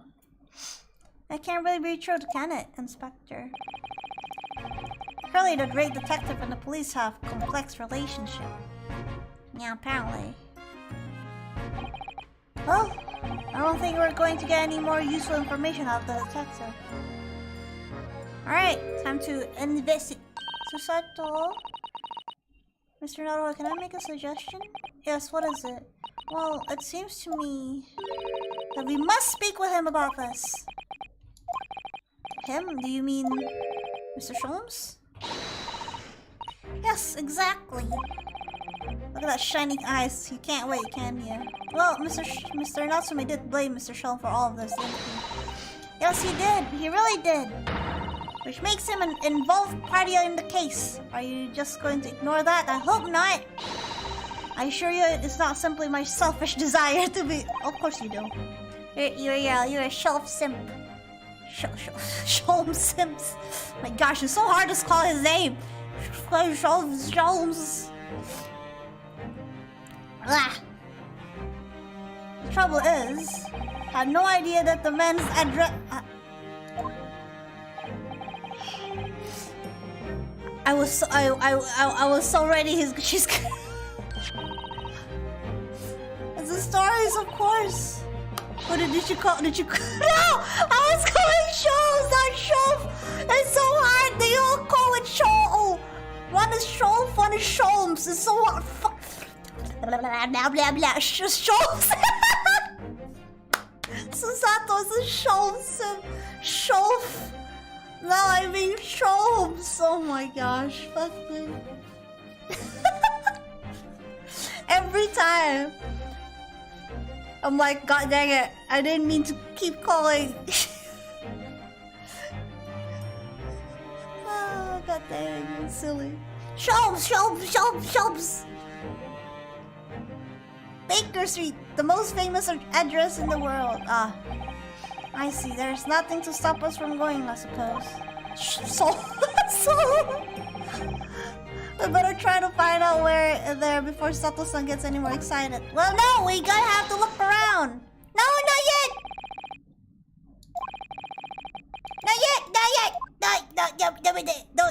No, yes. Okay. We're not done! Oh, that's the Scotland Yard carriage! They use vehicles like this to rush to the strenuous crime scenes and carts away from criminals. You're very well informed, aren't you? It's long been a dream of mine, that's true. We'll just pick up stone and throw it through the windows then. That would mean being arrested in order to write it, wouldn't it? Still, if it's the only way, help me find a good... Oh, what a bug.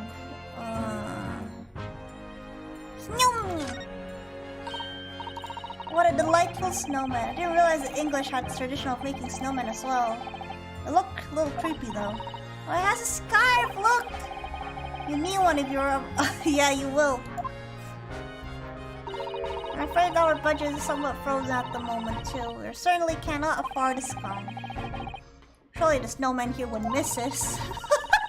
You gotta take a snowman scarf? That's mean. The person who'll make the snowman certainly would. Yes, I know you're right anyway. Even if I borrowed it, it wouldn't do too much to my neck, wouldn't it? It'll cover in snow. It's okay. Anyway. That's one of the officers from Scotland Yard. The police are making sure the crime scene is not disturbed. I have a feeling that if we wander too close, we'll be clamped in irons. I think perhaps you're being a little overcautious. We've done nothing wrong, so we have no cause for concern. Oh no, I'm not getting caught out again. Twice is enough! Twice I found myself in handcuffs despite not knowing what to think. Yeah, that happens, isn't it? Guess you have some dreadful experience. I'm sure it's the wide-eyed look of panic you're so prone to. It does you no favors. That's true.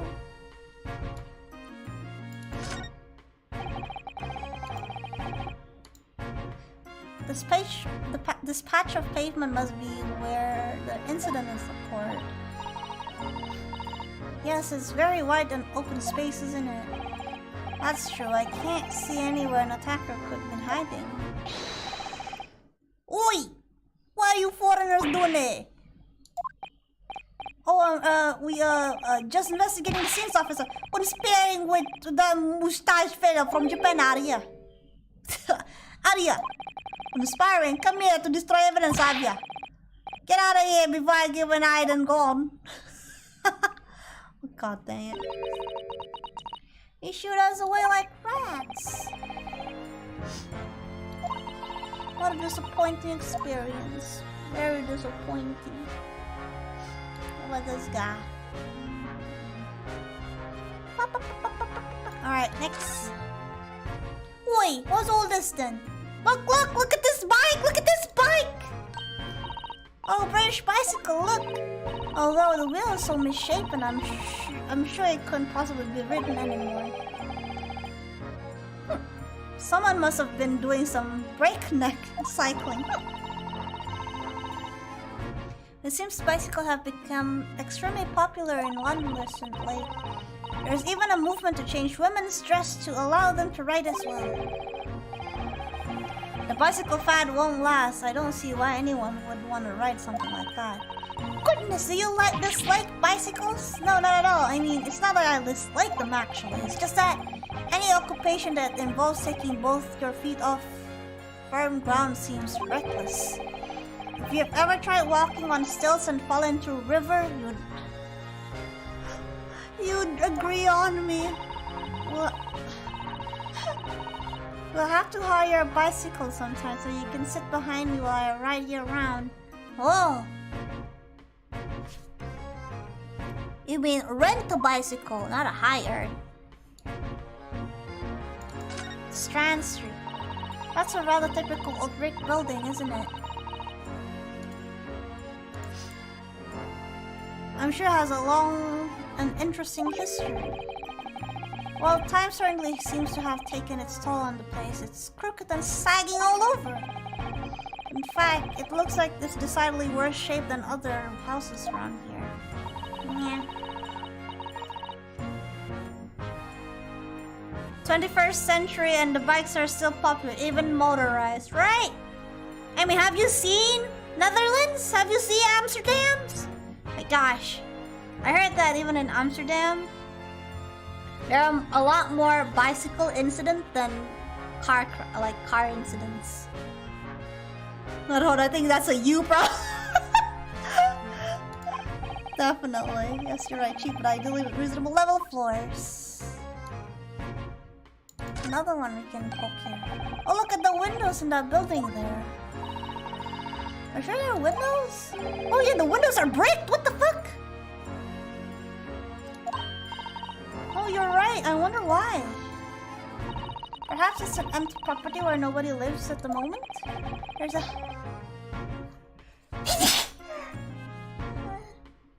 There's a smoke coming from the chimney though. Oh yeah, everything still is very foreign. There's so much you have to look. Yeah, it's true.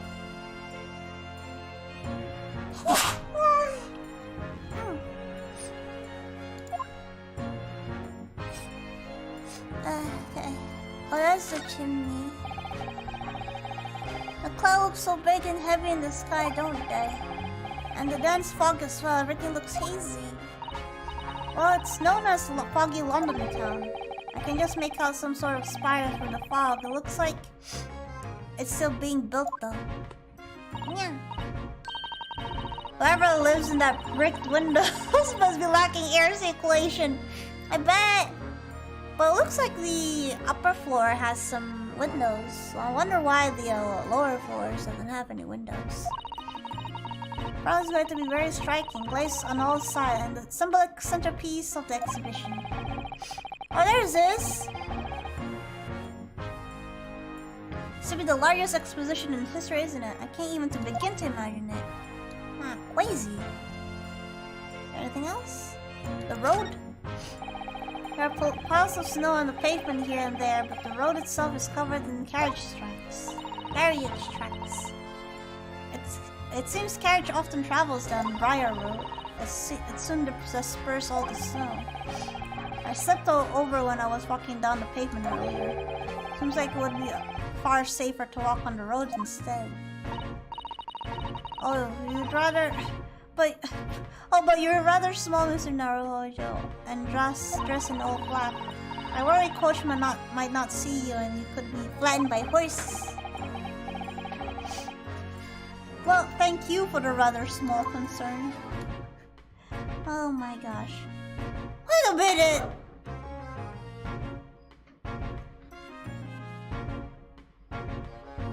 What happened here?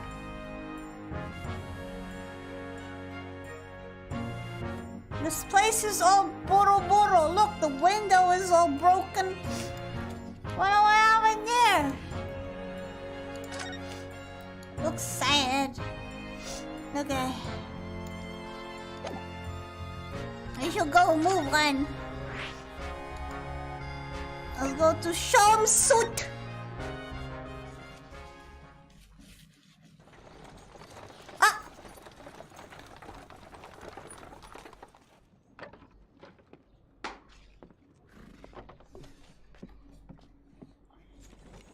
We're such a gentleman.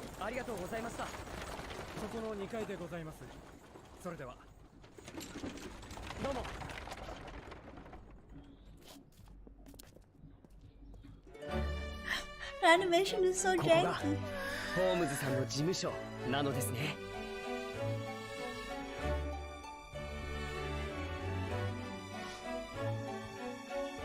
Ooh, pretty!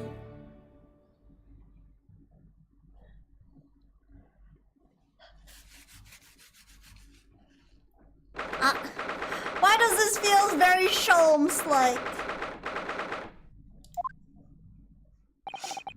So this is where the great detective makes his living. It feels surreal to be here somehow.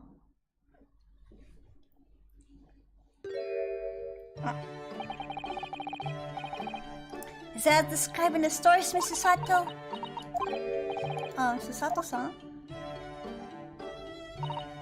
Many famous cases have been solved here in this very room. Oh, I suppose they must have been, yes. I've never read the story, so it's hard to get quite as excited about it as she seems to be. The detective chases the villain relentlessly as he disappears into the fog down an unlit London street.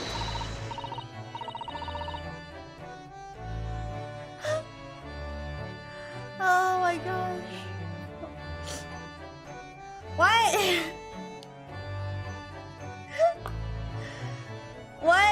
Why is... I feel like the Sherlock Holmes in this one feels like the Steel Samurai back in the Ace Attorney, where it's like, oh my gosh, Steel Samurai, blah blah blah. And I was like, oh my god, Sherlock Holmes! Ah!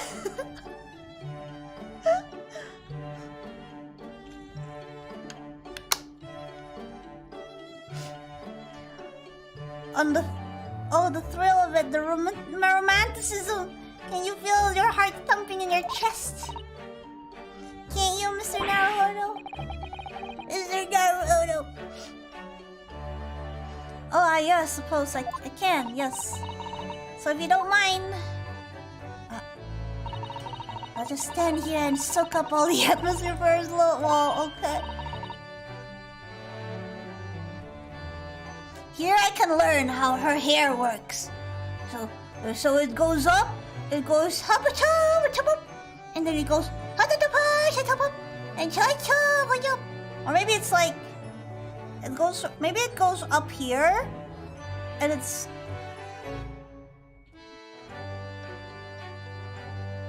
like maybe it goes to the side like that. I don't know, man. It has a lot of loops.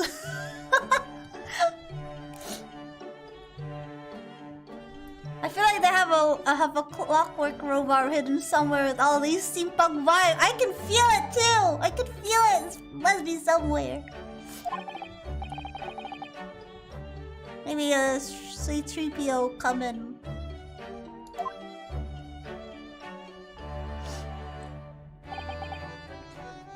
Well, it looks like our detective friend isn't home at present. Excuse me, anybody home? Oh, are we gonna find the little kid? Hey! I know you're not a kid, but the little lady. Hello? Wait, aren't you? Oh, how rude of me. I'll go make some tea at once. I'm sure it's the same girl. It's the same girl! Yesterday you just saw her, you bum. What? I mean, oh yes, isn't it truly extraordinary to think that the king of Bohemia... Yeah, maybe we should just leave her alone. She just needs King Wilhelm Gostrich to Sigmund von Orst. Okay.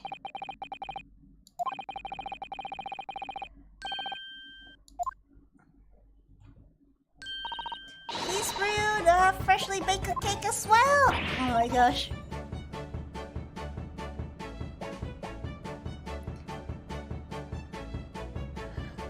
Susato, please. It's you! I knew it! Susato recognized her too! I mean, of course, how wouldn't you want, she wouldn't... So, recognize her. She's very, unique looking. I was looking forward to the trial run on my experimental smoke grenade launcher.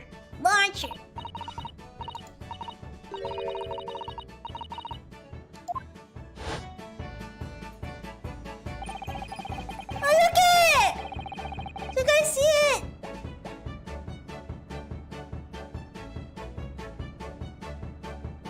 It's Mr. Sherlock Holmes. And that's little... this girl. The Bgm's kind of fit for a spinny dance for some hopping too. Yeah, definitely.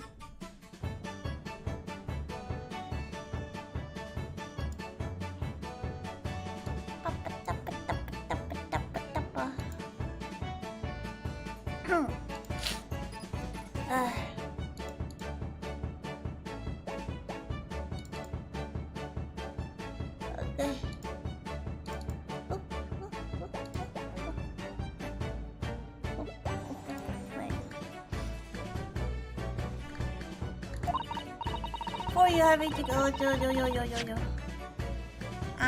I never met a lawyer from the Far East before. Poor you, having to get straight to work when you only just arrived in London. Yeah, it was challenging. I'll try this tea. It's my special blend, you know. Oh, thank you. Is he supposed to be that color? What color? Well, see ya, Alex. Have a good gnome. Well, yo! It's the winner. I've tried blending different leaves designed to alleviate your fatigue, you see. You must be exhausted after your long voyage here. And you have another ticklish trial tomorrow. And you're here to defend a Japanese man. I do wish... Oh my gosh, you do! Did Sholmes tell you about us by any chance? Oh, your name Hurley? Hurley? Do you? Hurley? Mr. Sholmes to you, surely? Mr. Sholmes was a fellow passenger on the boat that brought us to Great Britain, you see. Was he really? Well, I had no idea. You do. I'm afraid Hurley's out on an errand today, even though he just returned from overseas. Wait a minute. I met this girl for the first time yesterday after the trial, and only briefly at that. How on earth she knows so much about us? Did she deduce all those things, do you think? And perhaps more to the point, why is she here in Mr. Sholmes' suit? Oh, silly me, I haven't introduced myself, have I? Yes, you haven't, you silly goose. It's great pleasure to meet you both. My name is Iris. Oh, Wilson! I lived here together with Hurley. Oh, Iris, is it? What a lovely name. What? What's the matter? No, wait, this can't be. Did you say your name is Wilson? What's the matter with Susato-san? Oh my gosh. Yes, that's right. And what's your names? Oh, I'm Ryunosuke Naruhodo, a lawyer from Japan. Hurlock? Yeah. Hurley. Hires. I'm Mr. Naruhodo-san, Judicial Assistant Susatomi Kotoba. So wonderful to meet you. It's lovely, Susie and Runo. Alright, thank you. Okay, I'm gonna call these two Susie, and me as Runo. Susie and Runo? There's more to this girl than meets the eye. I have so many questions for her. I don't know where to start. Also, is she,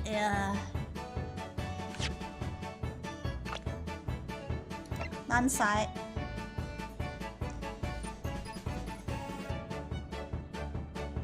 Wait, how do you invent stuff? And if it's Wilson, how do you write stuff?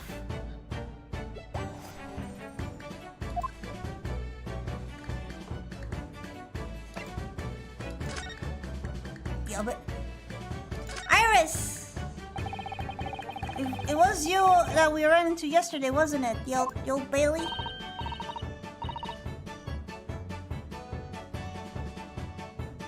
Yes, that's right. You're ever so helpful. Thank you so much.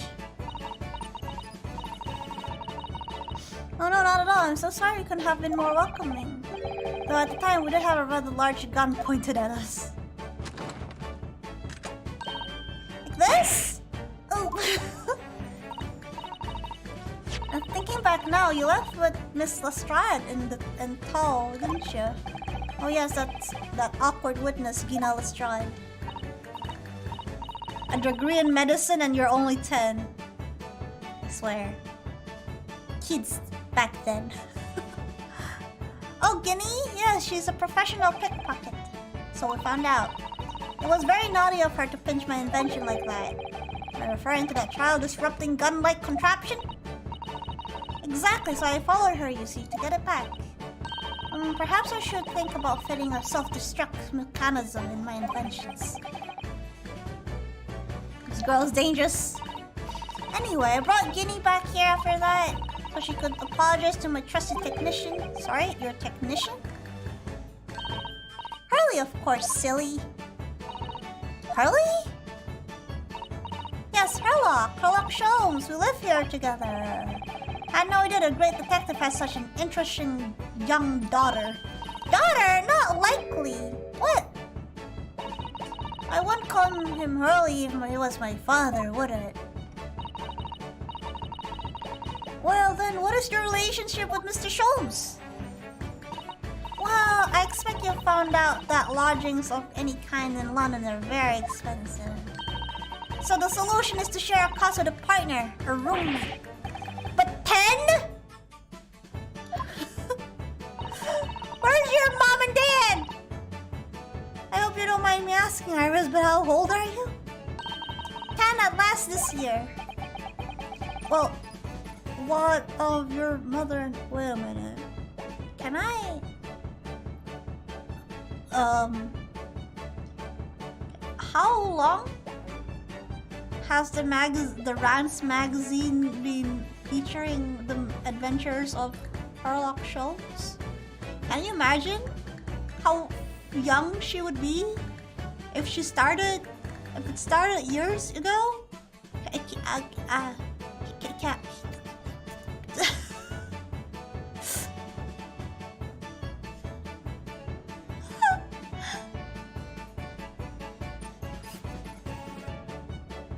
Wait, how? You're Shema, I swear. Well, what of your mother and father? Oh no, they're not around. Oh, I see. I wonder what the story there. Okay, how do I, maybe, we'll see. Oh yes, there's something I must ask you. Of course, go ahead, Susie. I'm a very great fan. I'm a very great fan of the Adventures of Herlock Sholmes, and oh, you have a copy of the Ranks magazine? Yes, I read it every issue. Deliver all the way to Japan on ship. Oh, this is so exciting. My stories are being read on the other side of the world. My stories? That's right. Hurley is always solving such amazing cases, you see, and he tells me all about them. They're really quite fascinating. It would be such a shame if I was the only one who ever heard of them, don't you think? Oh my goodness! Last night he was telling me all about the new case he just solved on a steamship traveling from a faraway land. So I was just in the middle of typing up the manuscript for the next issue before you came. You're the author! Yes, I will let you on a secret if you like. I'm going on a call this latest adventure. The Speckled Band! The Speckled Band? That's certainly very familiar. Of course, I always change one or two details in the stories here and there. This time I had the idea of making the venomous snake to be the cause of all the problems. Oh, that was Mr. Sholm's first thought as well, actually.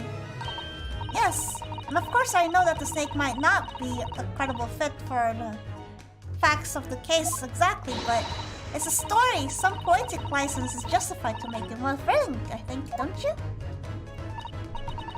So do you mean to say all these stories about Mr. Sholmes are published in Ranks magazines? Are written by me, yes, on my wonderful and very modern typewriter. But all the stories I've ever heard or read are written by Doctor of Medicine, Dr. John H. Wilson.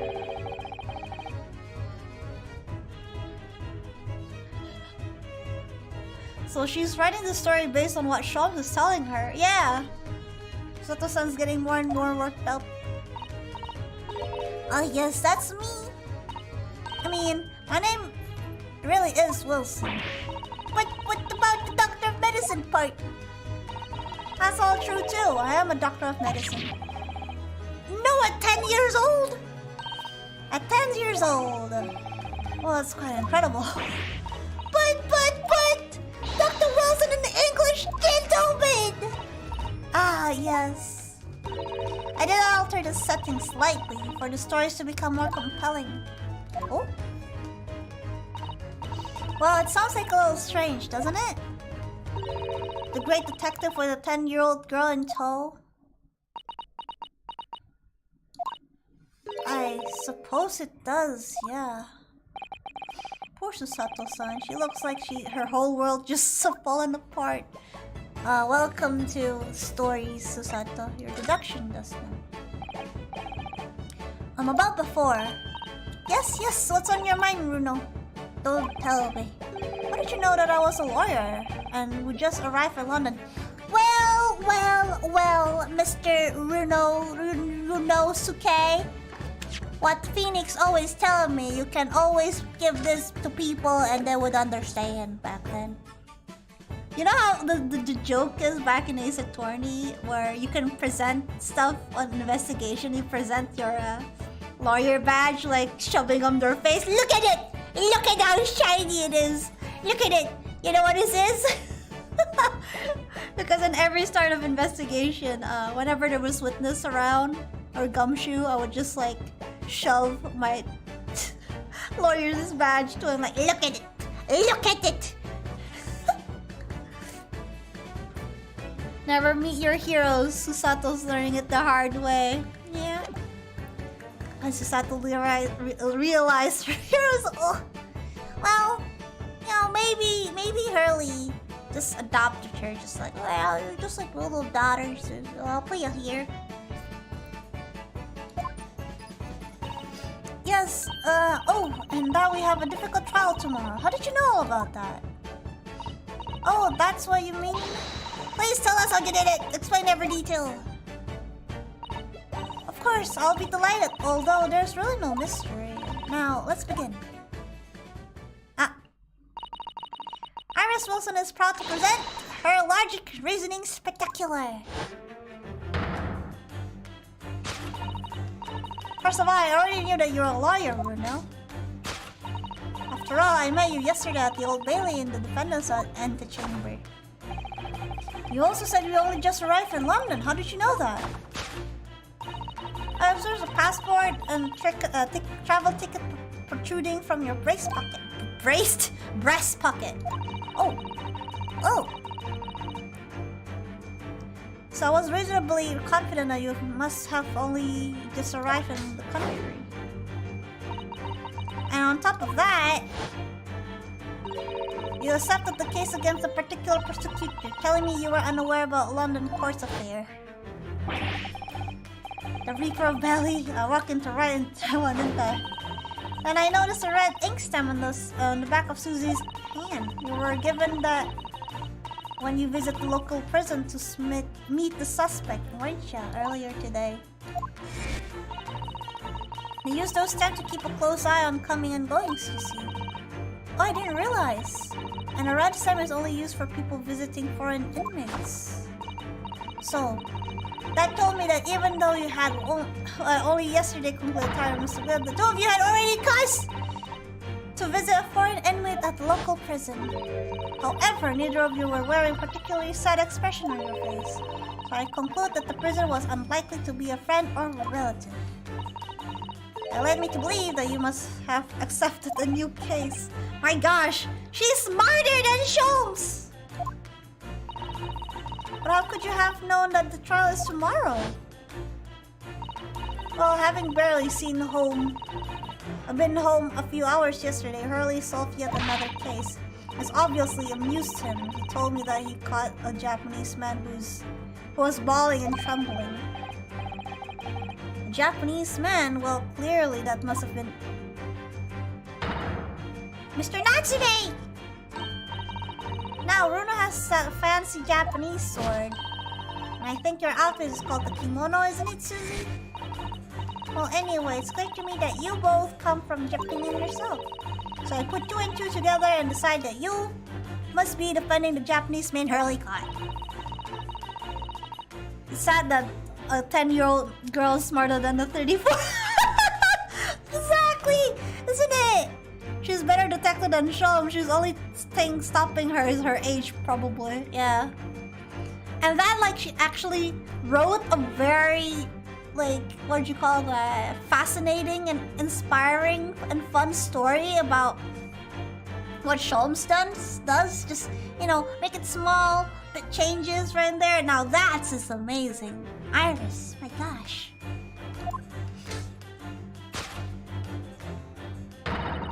You both came here to ask Hurley about the case.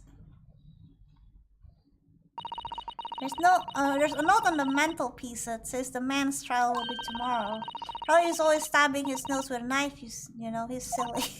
Oh, that one. It's right over there. And that's all there was to it, really. Thank you for listening. I'm Iris Wilson, and that was one of my great deductions. That was great. Guys, give a round of applause to our cute little Iris. She did a very amazing deduction. More amazing than the Bobo Sherlock Holmes. Sherlock Sholmes. Fuck. This puts Are You Smart the 5th grader another level. Yeah, I know. Up to it.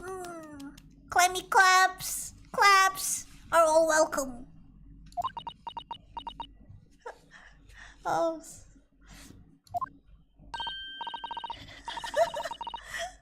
Well, was it a winner? Were my deduction correct? Oh, is it absolute 100% correct? Spot on.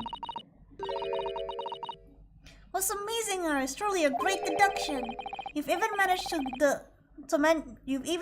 discern something of Mr. Sholmes' delivery. Oh, well, I was just copying Hurley's style for that. This is really good news! You could tell us all about the case involving the Japanese man. You will, won't you, Iris, please? Oh my gosh. Tell me. So yesterday, Mr. Sholmes apprehended a Japanese man, you were saying? Yes, Hurley just arrived back in London after his sea voyage. But the police were waiting for him at the railway station to take him directly to the crime scene. Our great detective's a popular man, it seems. Apparently a woman was stabbed on a quiet street somewhere in town. There were witnesses who had been a short, shifty-looking, stooped man running away from this... A short, shifty-looking, stooped man. Mr. Natsume beyond any doubt. Let's go sleep. Good luck. Oh, Elsie! Good night. Take care. Rest well. Sosaki-sai, I said that he didn't see anybody else on the street at all. But it seems there were witnesses after all. Probably used his great deductive powers to determine the man's address. It was lodging room, very nearby. He went directly there with the police. And what did he find? A short, shifty-looking, stooped man, shivering in fear. Mr. Sholmes' great deduction certainly hit the mark that time. Of course it did! It is a great detective! So that means the incident occurred only 2 days ago. Surely tomorrow is too soon for the trial, isn't it? Definitely. We have no time to investigate properly. Harley says that the London is rife with crime. Oh. Scotland Yard is doing its best, but they can't stop on top of it, apparently. Oh dear, I hadn't realized the situation was so dire. That's why they can't afford to spend too much time investigating cases and trying the criminals in court. Staff and money are both short. Crimes are usually pinned on the first suspicious person. Wow, that sucks. That's terrible. That's terrible. I suppose the harsh reality of the workings of the world's greatest justice system. I suppose it is, but in that case, I don't hold out much hope for Soseki-san.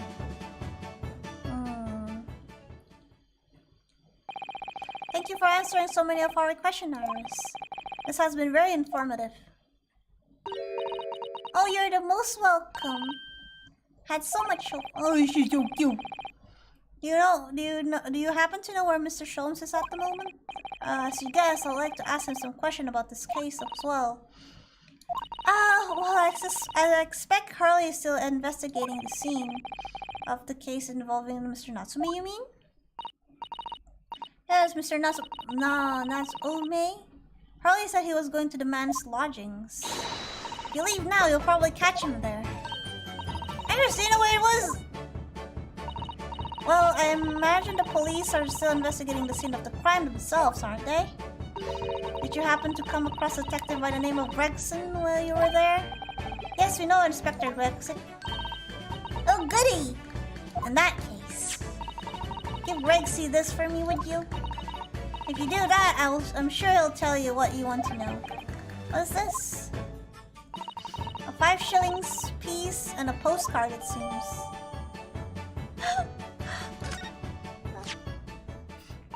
It reads, tell the gentleman in black whatever he wants to know. I trust that won't be a problem. Gosh, this will make the inspector help us? A shilling and a sorta ambiguous, scary note?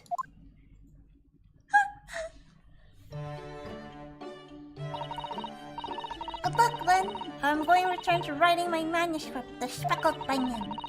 And I'll be making more special blends of tea, so come back again soon. I'll be delighted. Thank you so much, Iris. Aww. Well, Mr. Naruhodo is back to the scene of the crime. Yes. We go. Somewhat dubious that they would exert any influence over the men of Scotland Yard at all. We headed back to the scene with Iris' curious note and one of the world's heaviest silver coin in hand. Oh. The way continued.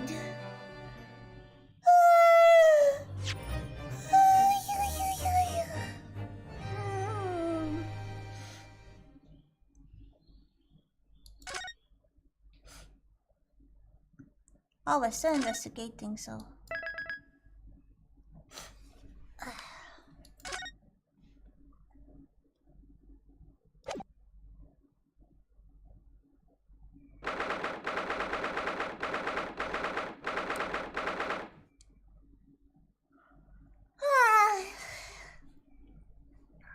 Briar Road.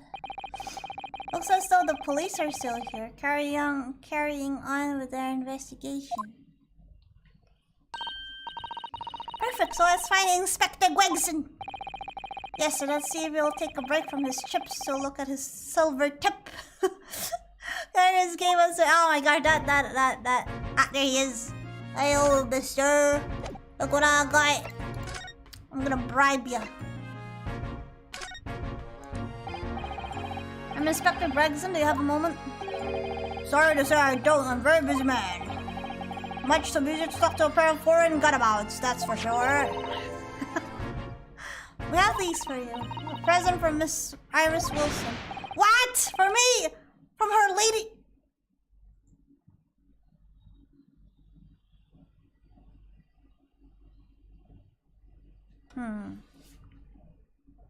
Guys, I wanna say, can we say that maybe Iris's standing is like much higher than Mr. Sholm's standing? What if she's just really that smart? She actually has like a better I don't know. Her ladyship? Give that at once! Come on, hand it over! That's for me! Ah, no way! So is he a fan of hers? Maybe. What coin that exactly? It's the silver crown, obviously. But it's a lot more than that. It's, well, an appearance fee, that's what it is. An appearance fee? Oh, I see. You mean higher than the even Scotland Yard by the looks of it. Yeah, I mean, she has just like, you know, reputation crazy. That's right, for the adventures of Sherlock Holmes. Her ladyship always offered me a little financial reward for featuring me every time. Yes, of course. I know all about your exploits, Inspector. I read them avidly. Of course, her using my name without my say-so does make me the butt of a lot of unpleasant jokes, but still. I'm sorry, Inspector. It must have been difficult to you. Never mind your dad. So, what did y'all want to know, eh? Sorry? Tell me, the gentleman, whatever he wants to know. I trust that it won't be a problem, it says. Obviously, it's not a problem. Go on. Fire. Fire away. What do you want to know? Well, if you wouldn't mind, Inspector, would very much like to know the address of Mr. Natsume's lodging. Ah, the little knife-wielding, moustache Japanese fellow. He lives in a right old hovel. Just look it over there. Oh my god, there's this one!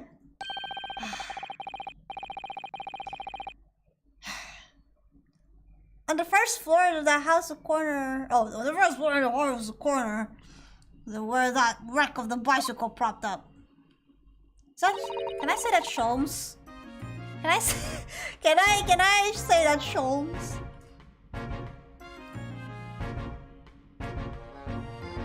I was nearby indeed. If I remember rightly, the landlord is Mr. John Gary there.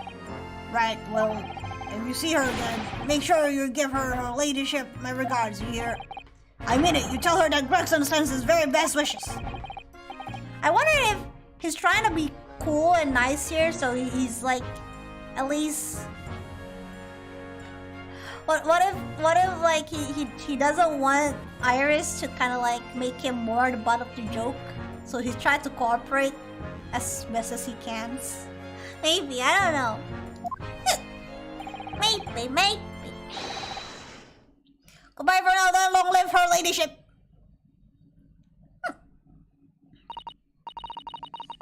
Well, at least he told us what he wanted to know before he left.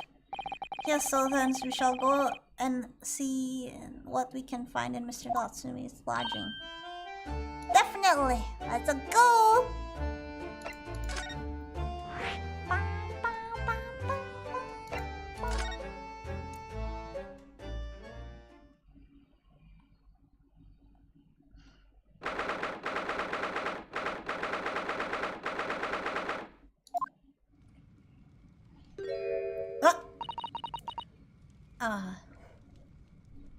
Hello. Would this be the residence of Mr. John's Garib step. Indeed it would, sir. And who am I, say, is calling? My name is Rinosuke Naruhodo. That's a...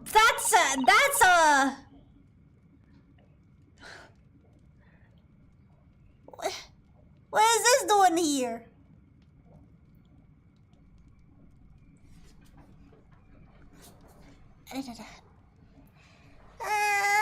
Let me stretch.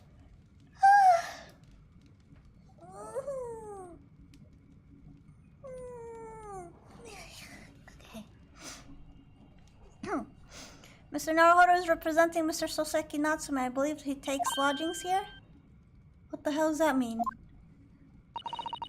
We would very much like to ask him some questions about our client. One moment, please. I shall convey the message to Mr. Garida. Oh. Oh, cheeks! Did you see that, Mr. Sato? It was a real-life English maid. I know, I started to understand that anyone understanding in English society employs a number of household staff. But it was the first time I've ever seen one in flesh. Oh, this day keeps getting better. I hope it's just empty. I hope the shells are empty. It certainly feels like we've really arrived now, doesn't it? Well, we need only to meet the butler and the experience will be complete. Well, I'm not sure if I go that far, but I understand the sentiment. Thank you for waiting. Mr. Garda, proceed now this way.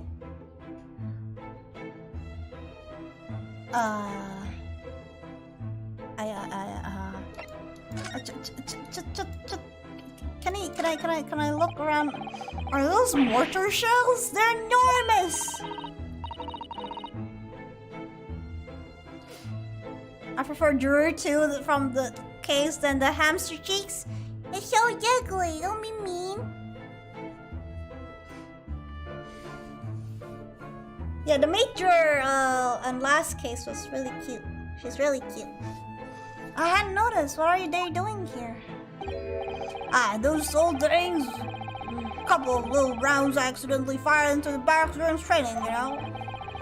I'm a bit Vyolfers regiment folklore, that incident. You mean you deliberately hunted out the spent shells? I'm pretty sure this is uncouth. This is uncouth, mister! Well, I wouldn't say deliberately, exactly. They're only scrap of iron after all, usually thrown away, I believe. Well, you never know, things might come in useful, do you? Useful for what exactly?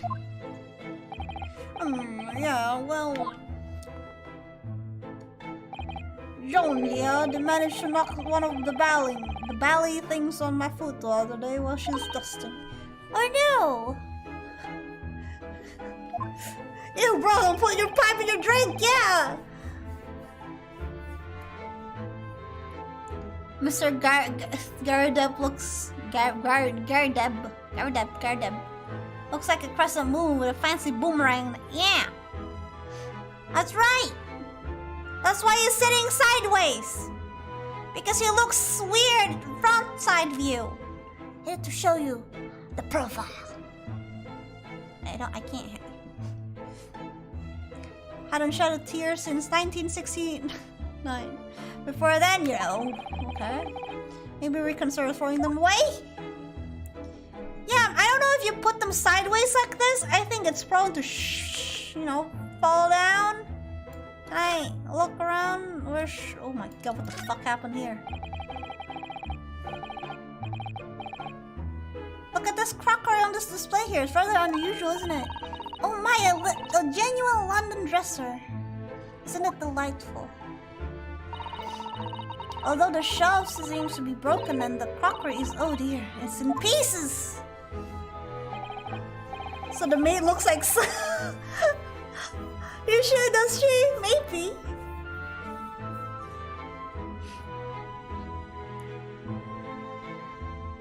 It looks kind of can deal 1d4 piercing damage with +1. Oh gosh. Yeah. Anyway,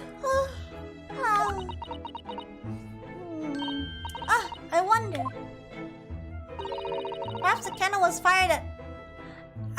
Susata, if the cannon is fired on it, I don't think we'll be even seeing the dresser. Or the crockery. You'll see your neighbor. The next street across, my dude.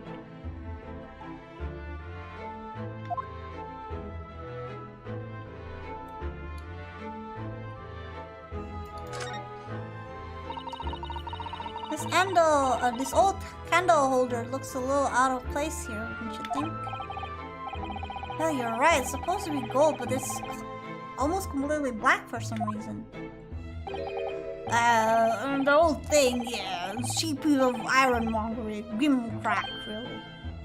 Oh, I used it when I was studying, don't you know, for my commission. Considering the window we're on top floor building, yeah.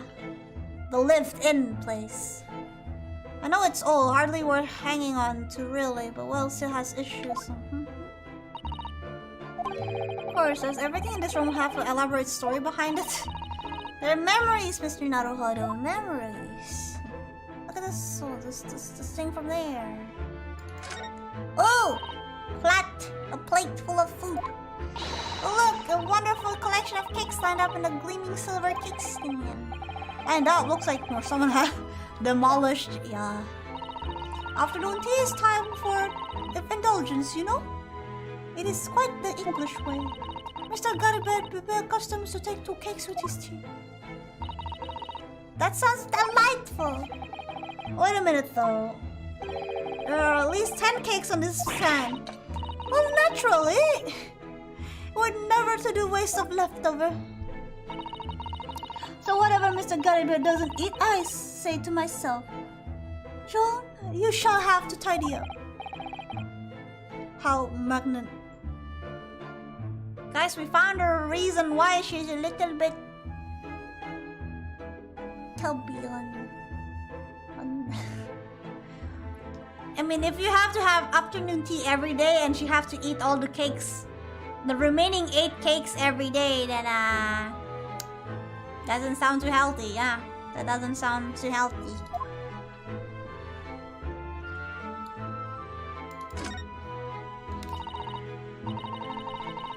Look at this enormous screen. It must have been put there deliberately, surely. And I don't want to look at it. Yeah, certainly seems like someone trying to hide something from view. Could be behind it, I wonder.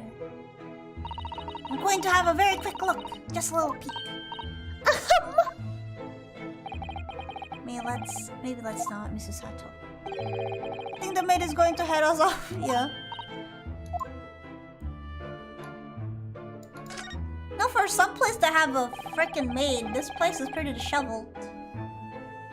That portrait of Mr. Garibed is glaring at me, I swear. Oh my gosh! A 3/4 view! 3/4 view of Mr. Garibed! That's a very rare sight! Have you noticed that all the little frame contains photographic frames of Mr. Garibed as well? Yes, there seems to be a statue of a lion on the mantelpiece as well. Ah yes, seems to come back to the local pawnbroker with that little trinket. Seem to come back? What do you mean? The chap who runs the place with the Bali wizard, Bali wizard, went in to sell him something and came out with that thing. In a point of fact, now I think about it, I rather often find myself leaving the place with something I don't need. Yeah, I mean, you kind of look like a hoarder a little bit. You have a cannon right here too. A picture of a different lunar face, I say. Yeah. The lion ornament certainly does seem surplus to requirements.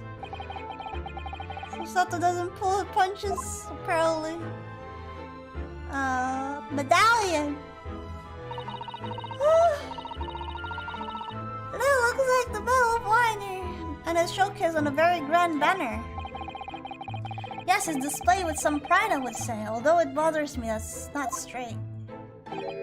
Right, that old thing. Sorry?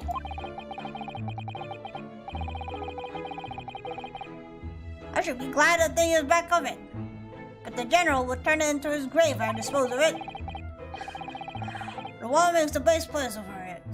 Keeps the body thing out of my way. So it has been polished to shine by accident, I suppose.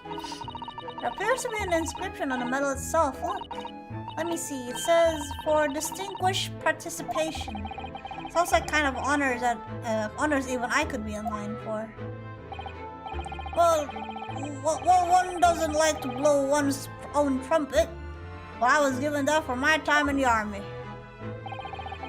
Can't measure an officer by numbers of medals with his name, of course. Common knowledge in military circles. Okay. Oh, that's his...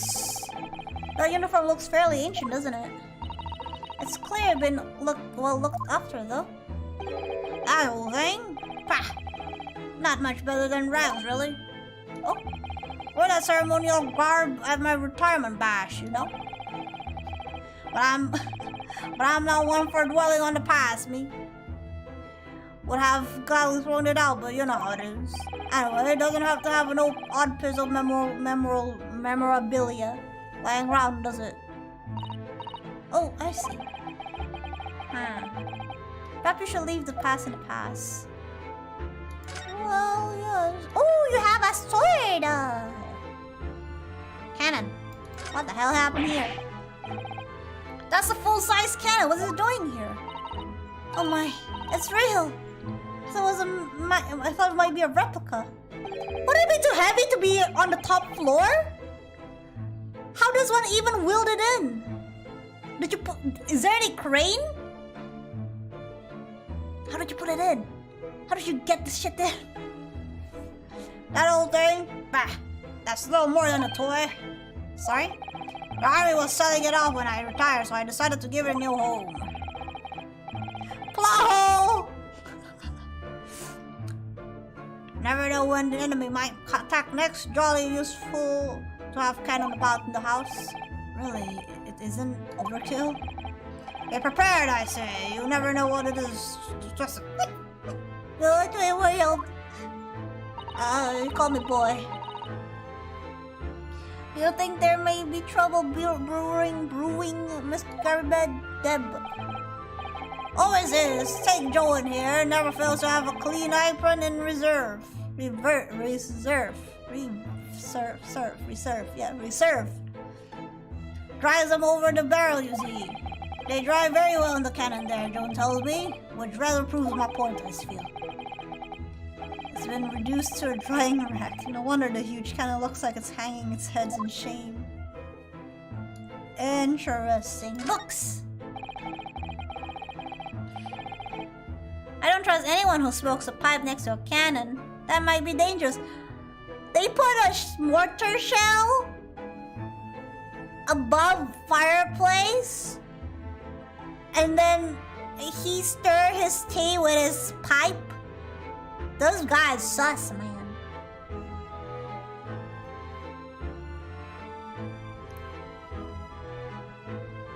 The cannon can't be. Oh my gosh! Can you just imagine? You just load in a knife and snipe the lady with it from here. I noticed you have a pile of books here, Mr. Garideb. Do you enjoy reading? Oh, there, I didn't even see that. They're basically asking for explosion. Well, they say this is like an empty shell that he did. He used it for training or something, for practice. He took it with him, though. But seems really dangerous and shouldn't be do. You know what I mean? Ever experienced a London winter boy? The nights are long. A better way to pass the time than in front of the fire with a jolly good book.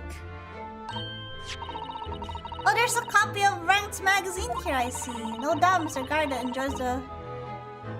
Oh, the great detective has a great many followers, it would seem. Alright, I think I've... scoured through all the little trinkets. Now I can talk to the... Oh, wait a minute. The window looks out the briar road where a young woman was attacked. Oh yes, I can make out the policeman on the far side of the road investigating this crime scene. The glass is rather murky, isn't it? You can't really see clear. Does this thing open at all, I wonder? I shouldn't underestimate the bitterness of London winter, sir.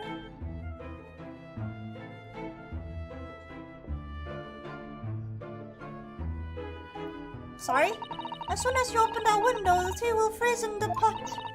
No Londoner would go opening the windows at dusk in the winter river. It seems very unlikely that these two would have been anything for the incident then. Okay. Good day to you. John Guard up at your service. Pleased to meet you, sir. This is Ryunosuke Naruhodo. He's the defense lawyer. Do excuse me not getting up. Took a shot on the knee a few years back in the Battle of Meruane. You know. Earned a medal for my pains, but had to withdraw from service. Handed over the reins to the up-and-comings. So he's a retired soldier. He's won a hell of a job getting up and downstairs now. I can tell you. Don't get out too much, as you can imagine. Yes, it's quite a climb to up here to the second floor, isn't it? I was panting up. You really must take more exercise, Mr. Naruhodo. Do you think so? Well, Mr. Gardep, no doubt you were very courageous to earn yourself a medal. I used to be an adventurer, like you. Then I took a bullet to the knee. Oh, it's nothing. The medal will just fold the roll. What the hell is that? I wouldn't like to offend the general, though, so I was grudgingly displayed it on the wall. Why don't you fetch it down, Joan? Let these good people see it properly.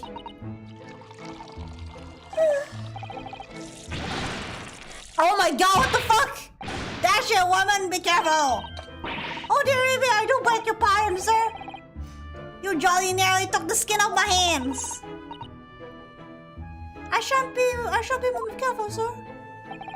So anyway, there you have it. Living the quiet life now.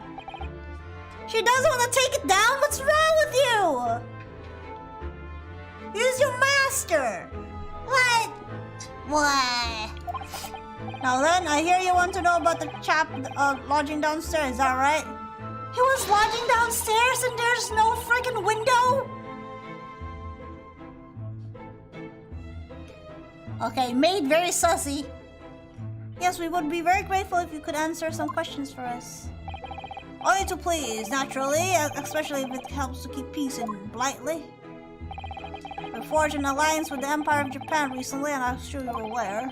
So this is very much in public eye, as it were. What is it?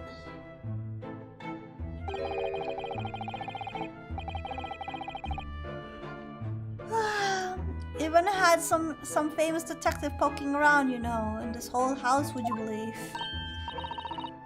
Yes, Sherlock Holmes! Could have been, didn't catch the chap's name. Not really my cup of tea, all that detective business. Oh, but you have a copy of Frank's magazine here, so... Anyway, the chap's investigating from the anyway, the chap's investigating the foreigner's room as we speak. So he's in Suseki-san's room.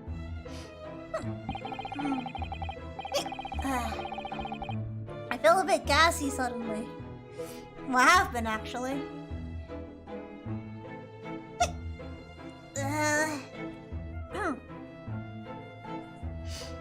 It's a bally nuisance is what it is. The whole neighborhood twitching its curtains now. I don't like all this fuss. It's jolly unsettling. Huh? I'm just trying to keep it cool, right? About Mr. Natsume then, Mr. Garbdeb, please do tell us. Ah yes, the Japanese chap. Only been lodging here for a week. Oh, just 1 week? So he moved in very recently then? I have 2 lodgers most of the time, one on the ground floor and one just below us. The first floor room became available a week ago. Oh my god! Dash it, John! Do be careful! Oh my goodness, terribly sorry, sir. She deaf? If you want to know my opinion, no one ask. I thought he was shitty. No one ask. Oh, why? He seemed to have most nervous disposition, always shaking and looking over his shoulder. The man's had shady written all over his... That was uncalled for. Wow. Yeah, he was in the middle of talking. Alright, let me... Patito, my cat wants to come in. Give me a bit. Patito!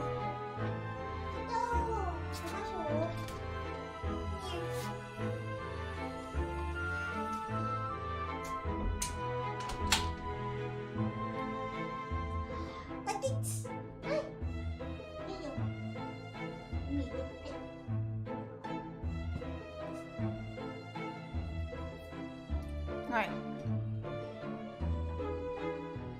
Yeah, there's no way she's pouring the tea on him by accident. That's intentional. Said to myself, John, that man is trouble. Sooner or later, he was gonna... This is the bad guy, guys. And I'm really wrong about anything. He seems to be real kind, though. He's just telling us the truth, and this guy is just... This person is like, shut it. Shut up. We won't be calling this man a witness, that's for sure. What? What is it? Was there anything else that struck you as suspicious about the man at all? Oh my gosh. Yes, there was! You... And she's dying to tell us. I wanna ask her, I wanna know his opinion. Maybe Mr. Garben, maybe put the tea down, so she's gonna not like pour you tea, so you know that she's totally pouring tea all over you by intention. Just put it away, right? So she doesn't have a reason to pour it. Okay.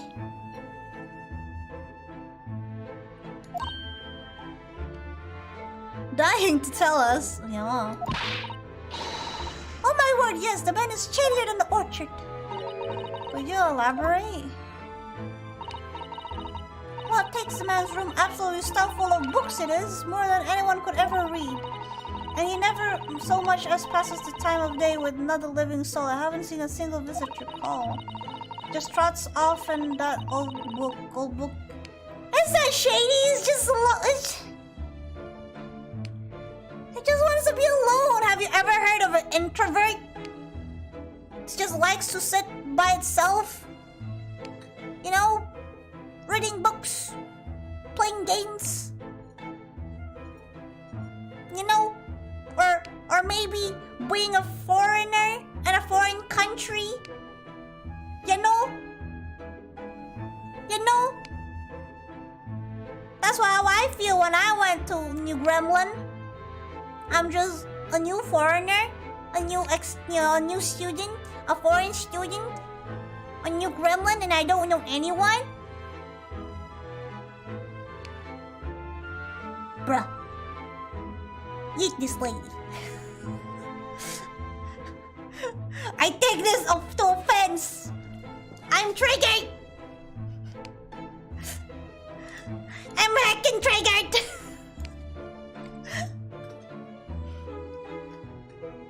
I mean, the chick slap, so it's pretty, it's kinda...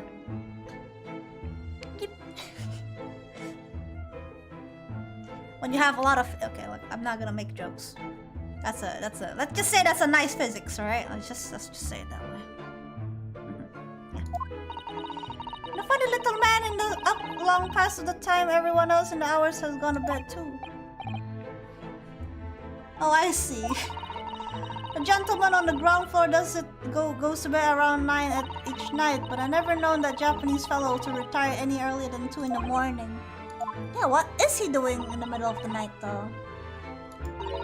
Could you clarify something, I wonder? What, pray? How do you know so much about Mr. Natsume's routine? Oh! Oh! Oh my god.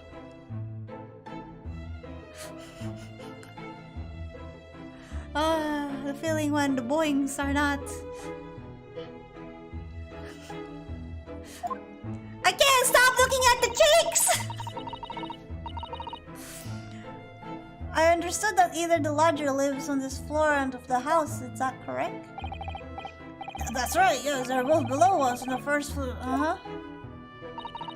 Then how is it that you know so much about the lives of your lodgers? The precise time that they come back in the evening, for example, even the times they go to bed. Oh, there she is, there she is. This poor old man! Good grief, Joan, be more careful, woman. Not that, said good grief. Get a grip, woman. Get a grip!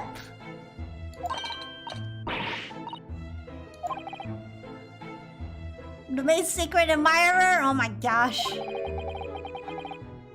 Poor John. Poor man. Something doesn't add up here. Oh, they're spying on the lodgers? I guess so. Seems like the incident took place around 5 in the evening. Did you happen to look out the... Oh, it is not that late. Do you happen to look out the window around that time? The window? Yes, we noticed that the window over there looks out the Briar Road. The incident took place on the pavement just on the far side of the street. Was there anyone suspicious loitering nearby? 5 o'clock is dinner time in the Garibed household. So I'm afraid I don't remember seeing anything. How about you, Joan? No, sir. I've been dusk outside already at that hour. I've been, you know, patting my cheeks. And with the fog as well, I shouldn't be able to... Oh, I see. Did you notice anything else out of the ordinary then? Such as? Anything at all, even if it's unrelated. Yes? Was there something then? There's nothing particularly significant around this sort of time. For the love of God, Joan! Fucking fire her! Fire her! No, get a grip!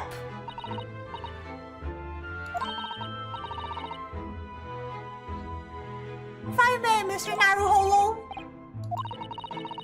I have an exceedingly good memory, and as far as I remember, nothing of any significance took place at this tower.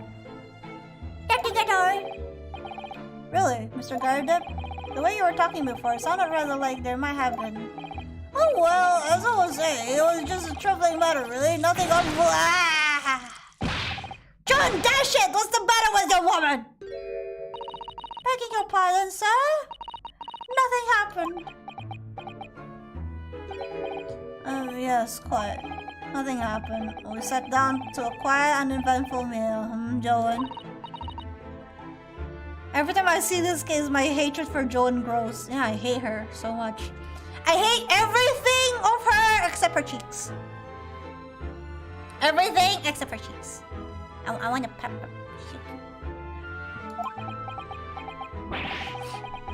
This maze is sus now. The hell, Joan? I know, right?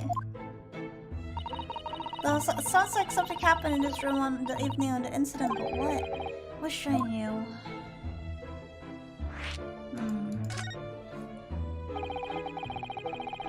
Could you tell us which floor Mr. Natsume's room is on? Why, certainly, just below us, the first floor. And Mr. Sean is investigating there even as we speak. Yes, told me that's his name. Had asked him to look into the matter, so I gave him the key. Mr. Natsume has engaged Mr. Sholm's services? That's a blatant lie. Would it be alright if we also had a look around Mr. Natsume's room, I mean?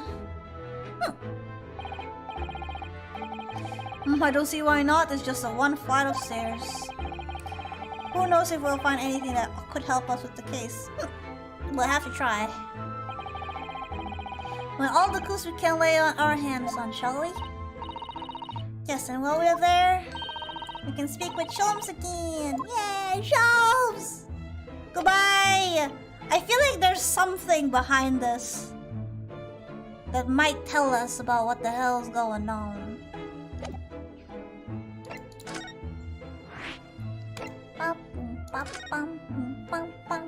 bum, bum. Bum, bum, bum.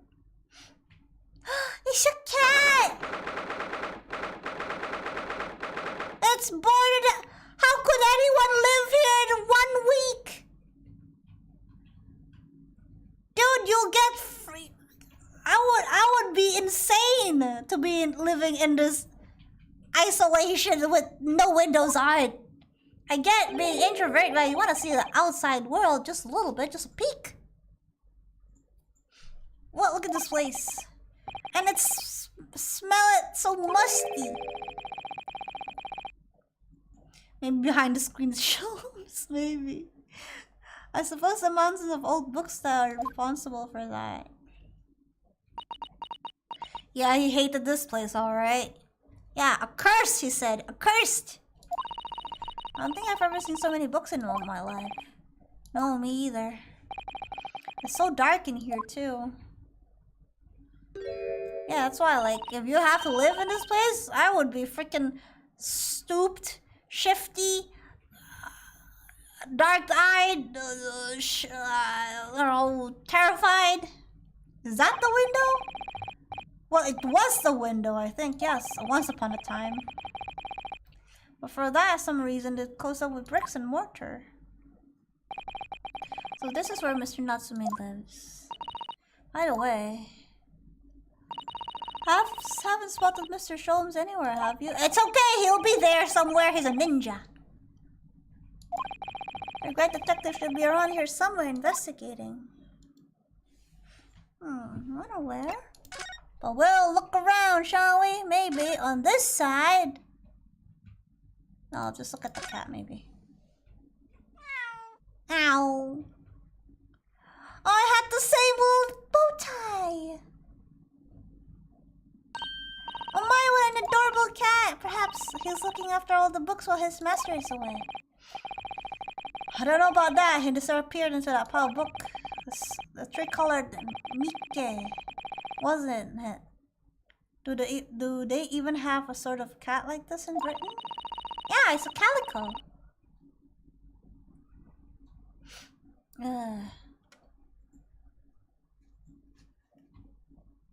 This room has the same vibe as Hermes Mora's realm. Oh gosh, I don't think I've been there in Skyrim. That's made me feel homesick now. Already, we've only been in the country for 2 days. Oh. Books. Look at all those books stacked up there. Almost reached the ceiling. They're all works of English literature and they all smell so musty. With this volume of books to hand, you'll never be short of reading material, would you? No, what a dreamy idea. Bad dream, maybe. How, did he buy those books or he borrowed it? Mind you, I don't imagine the book that's at the bottom of the pile now will ever be read again. Ah, so reading is an experience that comes on but once in a lifetime, just as a tea ceremony teaches us. I certainly didn't expect the conversation to turn down the path of tea ceremony philosophy.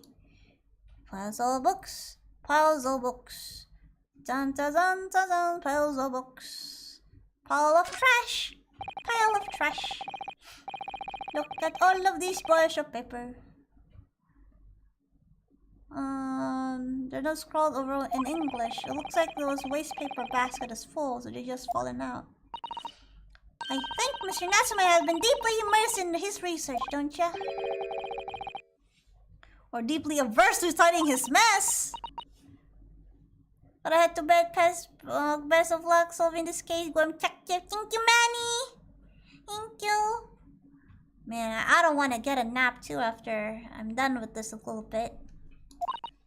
I'm heckin' sleepy, that's how it is. But I still want to play just a little bit more. I like to speculate which is the closer to truth. Ooh. Oh, what the hell? It's supposed to be some sort of meter in the wall here. It looks very robust. I wonder what this is for. There's a lot of slot inserting coins too.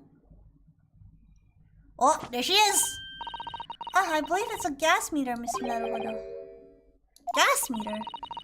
Yes, it seems there's a pipe gas in this district which consumer pays for putting coins in the meter. So if we were to put coin at that slot, that would be enough gas to use the lights and the gas to fire the whole night. So if you're too poor to have a coin, you'll be spend the night in dark and freezing cold. Oh no! That's right. As would a rich man who only carried crisp white notes. What is it, buddy? What is it, buddy?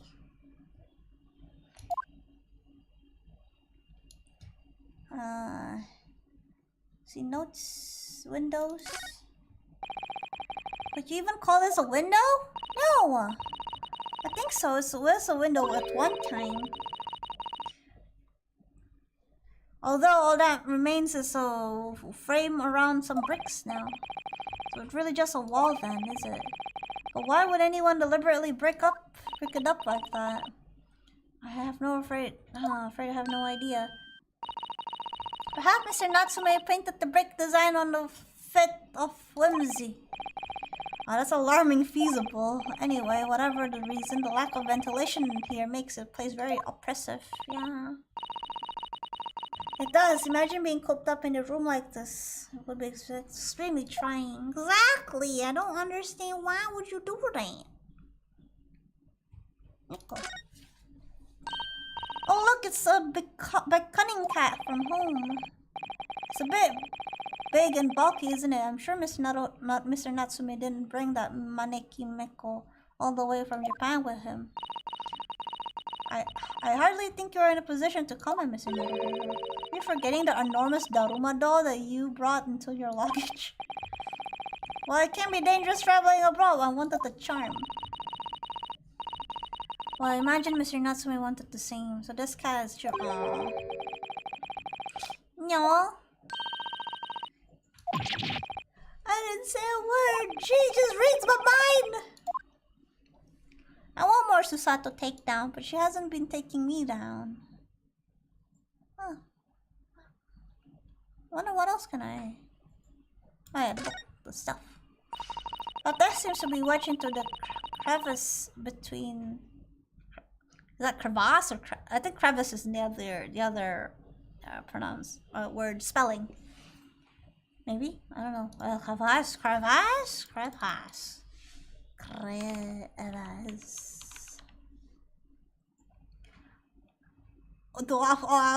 Fanteur de fond. Oh. Crevasse. Crevasse. Okay, what does it mean though?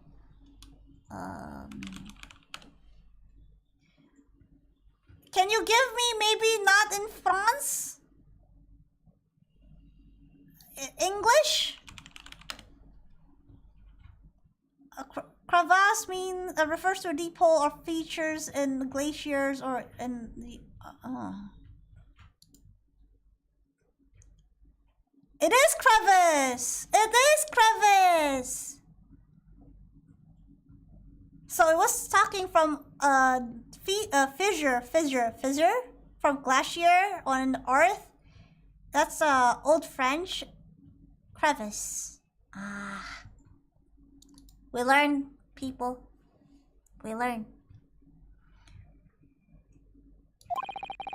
Suppose Mr. Natsume would sit there and read while stroking his cat, but surrounded on all sides by this towering old tomes, surely he dreamt of books every night as well. I don't see his bed. Yes, he must have done, mustn't he? Oh, what's this? It's a receipt from a second-hand bookshop. Your books. Your book. Oh yes, Mr. Natsume's name on it. Look, and the date of purchase. It was 2 days ago, 4:45. The day of the incident. That's just a short while before he was embroiled in the terrible attack. He must have been on his way back from buying some books. And definitely not ceviche. Well, that's a different thing. That's a food. That's a food, Adi. That's a food. Alright, we got something. We got something. Well, there he is. Oh, well, there he is. Look at Mr. Shows right there, just chilling. Hi, Mr. How are you? Oh, look, Mr. Naruto. Mr. Shows is here. Mr. Shows. Oh, there it is. Where did he appear from? Like a ninja. We probably pronounced your, not yore. Yeah, your book. He seems to be engrossed in these pages of a notebook. Hope he won't mind if we disturb him. Hello, Mr. Sholmes. Ah, here. Ah, you too. Good day.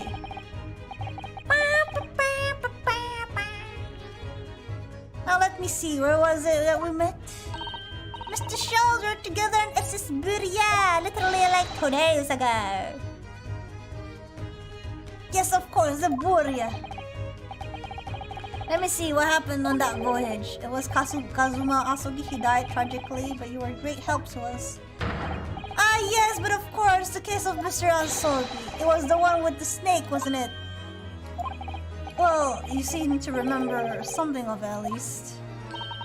What an honor to be remembered vaguely by the great Sherlock Holmes. This is Mr. I don't, my dear madame, hold your tongue. I pride myself on my superior powers of recollection. Your names are safely recorded in my brain attic.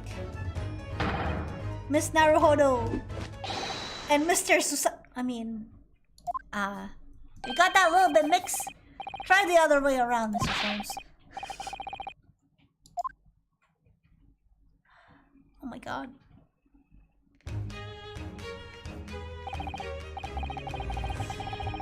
In truth, I had hoped to invite you to both my Baker Street new suit! Baker Street suit! The day we arrived in London. But some Scotland Yarders ambushed me on the railway station and whisked me away to a crime scene. The brain attic was full of cobwebs. It was an entire trivial case, of course. I solved the matter in no more than 30 minutes. So they apprehend Soseki-san in that short of amount of time. I'm afraid the pursuance of the new case has dulled my recollection of my past involvement a little. A little? It's a mistake to think that one's brain attic has elastic walls and can be distended to any extent. I do my best to forget useless facts lest they should elbow out the useful ones. Yes, those are my own words of inimitable wisdom, you know, from an adventure entitled A Study in Scarlet. Please, there's no need to quote yourself. I don't always remember my pearls of wisdom, but fortunately, my associate pens them beautifully. He means Iris, I suppose. Mr. Sholmes, we have some extremely important question to ask you about the trivial case you just mentioned. Goodness, what an earnest expression. My dear madame, I should be only too pleased in this murky room is an apt place to discuss the murky case. Yes. We know this to be a lodging of a Japanese foreign student by the name of Soseki Natsume. It seems that you assisted his arrest, Mr. Sholmes? For the stabbing of a young woman outside here on Briar Road? I like they're peppering in actual home stories here and there. Right! Miss Natsume, yes, I believe it was named rather along those lines. But Mr. Natsume denies it. Was it really justifiable to arrest him in so little? Not so little? I'm sorry, Mr. Sato, but I have not the slightest idea what you mean. What? I can't believe he was looking at Susato squarely in the eye while feigning ignorance. I assure you, I'm not merely feigning ignorance. What? Alright, guys, the cat wants to go out. Give me a minute. Kito, damasok mo keluar lagi.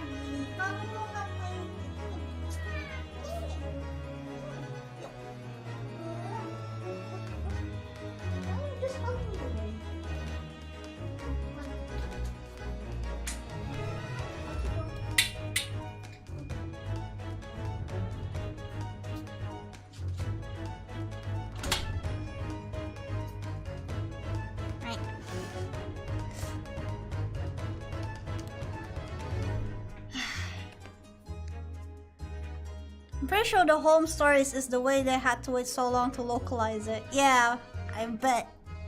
It would appear as if the pair of you are under some misapprehension. Oh, how so?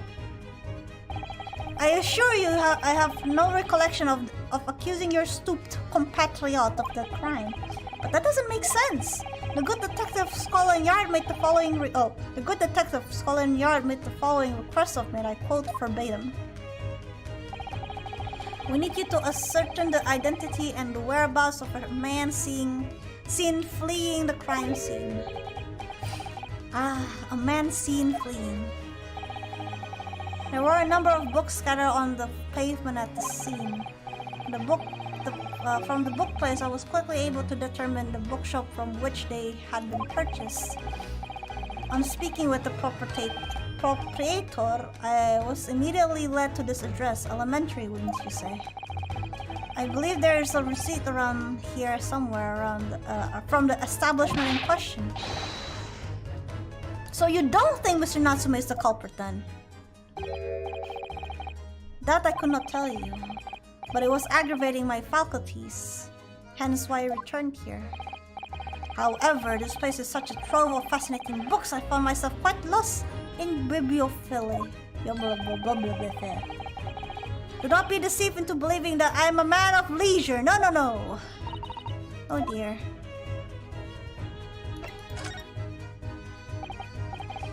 Tell me. Have you encountered the landlords of these lodgings? Yes, Mr. Garibed, the retired militaryman.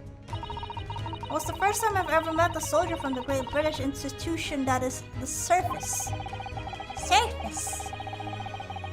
And it was the first time I've ever met a maid from the Great British Institution that is Surface.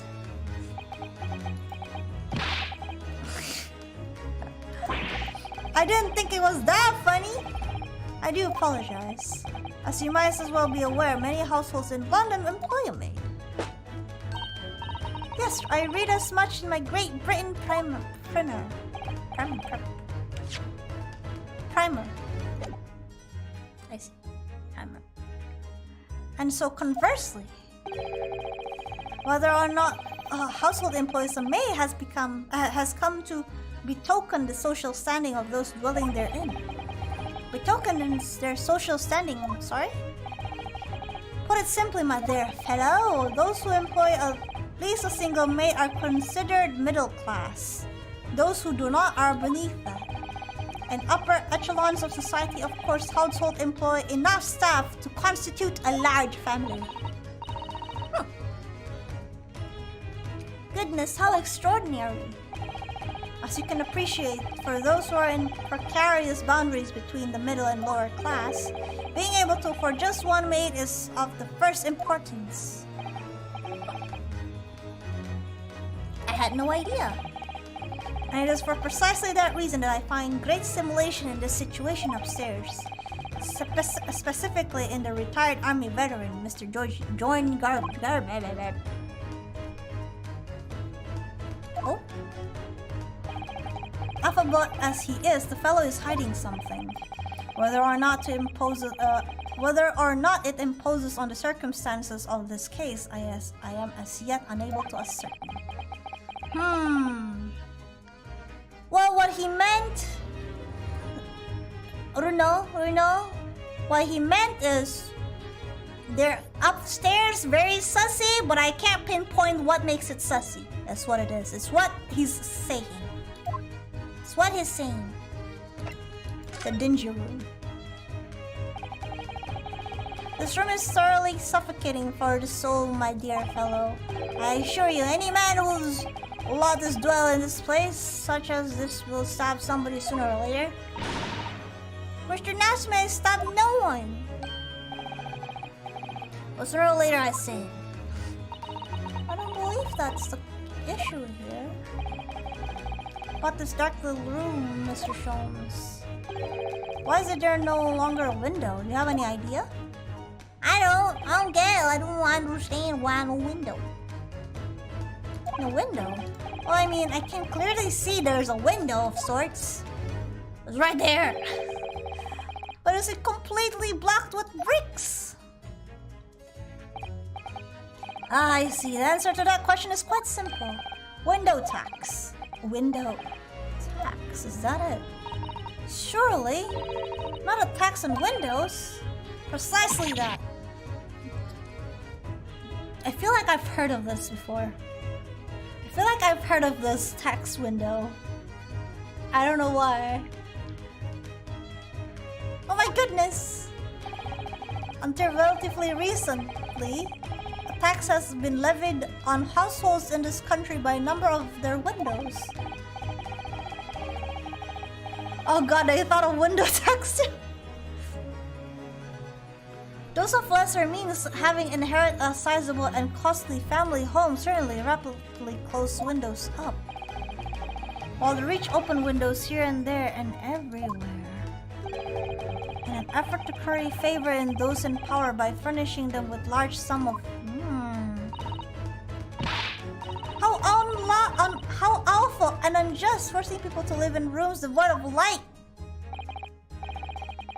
Indeed, disease as rife as a result. Ah yes, Victorian England window tax, wild times. Yeah, apparently there are a lot of houses in England that is like the windows are just shut because of this. Is what I remember hearing about or reading about. So some 40 years ago or thereabouts, the window tax was abolished. But its legacy remains, as you can see, in squalid lodgings such as these, for example. I suppose Mr. Natsume's stipend for living here in London is very generous, perhaps. It would appear so. I've done a little digging and discovered that these lodgings were offered at an extraordinary low price. Because the room is so awful, I should think. Apparently, Mr. Natsume only moved in here about 1 week ago. Yes, that's correct. However, I don't believe the low rent is explained by the shabby nature of the accommodation. Still, there is a little relevance here. A matter not worthy of further attention. Are you sure? I'm curious now. I wonder. Well, I believe I told you all I can now. Thank you, Mr. Sholmes. Ah, yes, Mr. Naruhodo. Was it not your intention to become a practitioner of law? You remember that, did you? Oh. Will you perhaps be offering your services in this very matter, I wonder? To occupant of this room, Mr. Natsume, was it? I'm not sure. On what grounds? Well, I actually defended someone in court here only yesterday. Really? Well then, I congratulate you, sir, on an ambition realized. And so promptly, too. Aww. The thing is, it's really made me question things. Am I right to believe in my clients? To trust in their innocence? Yes, trust. Mr. Sholmes, Mr. Natsume didn't do it, did he?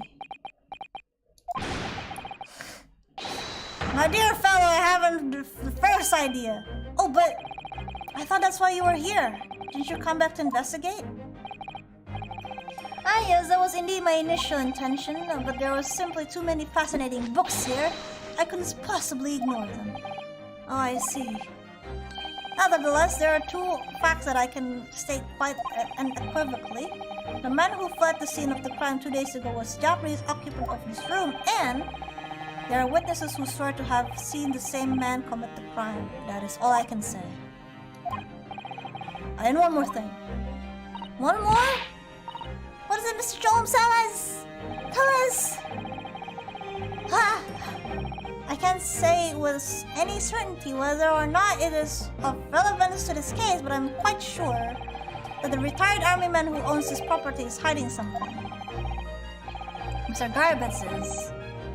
Mr. Shom said this as much before actually, didn't he? He did! Anyway, President, that is really all that plays on my mind in relation to this case. Mr. Naruhodo, as yet our investigation have uncovered nothing that could help establish Mr. Natsume's innocence. No, you're right. perhaps it's time we probe a little deeper into... Oh, we're gonna probe it a little bit. Just remember, I cannot be sure whether the landlord's secret will prove to be of relevance or not. But I wish you every success, of course, Mr. Naruto. Uh-huh. Nah, thank you. Thank you so much, Mr. Sholmes. You're so kind. Very, very kind. Alright, so... time to go back to this guy.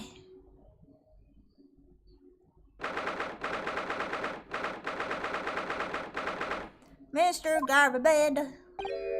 Ah, you pair again. Tell me, was the detective chap, I forgot his name, still hard at work down there? Mr. Hollock Sholmes? Yes, rings a vague bell. All that detective business isn't really my thing, I'm afraid. Oh my gosh. This Adam's apple goes out. Wow. That's a really interesting sight to see. Well, Mr. Sholmes is in his element down there. Golly good show. Another cup of tea if you please, Joan. Yeah, maybe don't. Now then, why don't you tell me what? For the umpteenth time, woman, will we watch you body while doing? I shall be serving dinner shortly, sir. Yes, of course. Frightfully rude of me, but I'm afraid I shall ask you to take your leave. You'd be so kind. I think that's that lady she's been hiding. We're deeply grateful for all your assistance. Not at all, not at all. Don't get too much chance to talk to young foreigners like yourself. Been a pleasure. Best of luck and all that. Perhaps you could see yourself out. According to Mr. Sholmes, Mr. Grandup is hiding something. And since no other avenues of investigation seems open to us at the moment, perhaps we should still do some digging. Since when is he here? Since when is he here? Since when he just... What is he doing over there? Mr. Sholmes!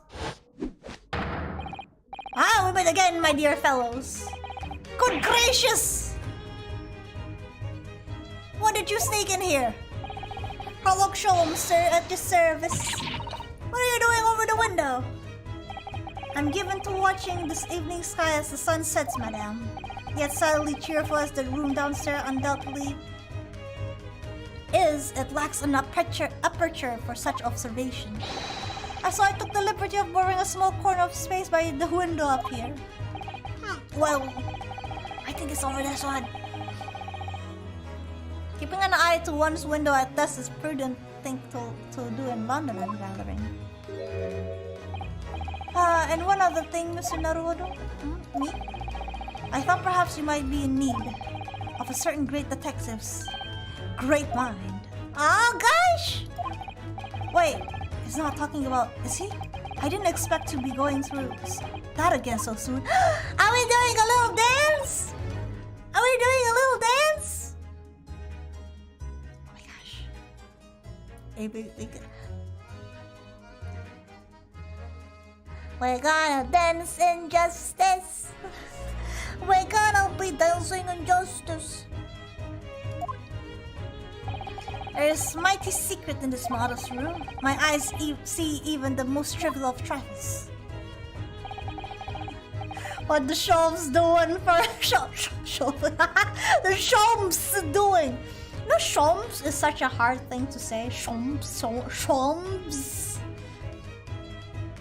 Holmes is easier, but Sholmes? Very hard. Mr. Scholl. I take it for you're prepared, Mr. Naruto. I think so. There is just enough time for one my greatly admired great deduction. Let us conclude the matter before dark. Oh, let's go. Let's do it.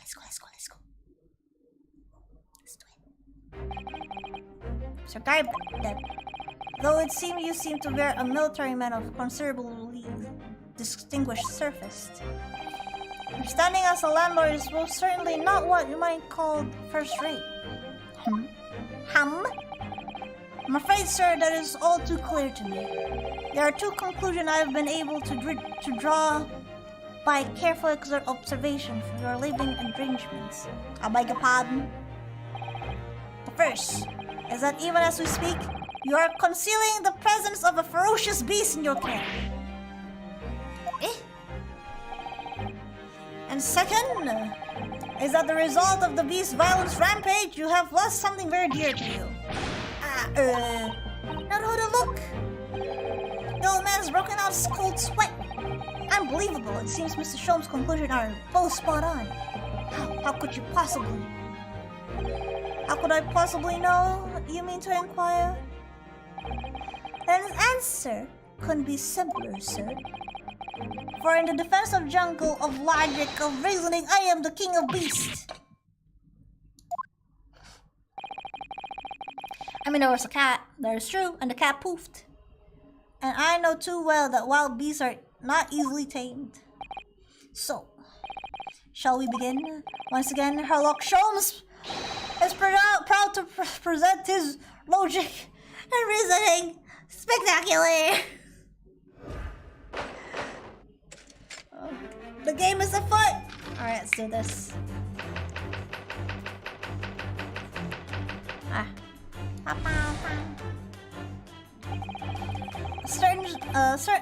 It certainly shouldn't take a great detective to see that a fearsome beast has been on a rampage of late these four walls. Thus we have faced with the question, what form it might this beast take?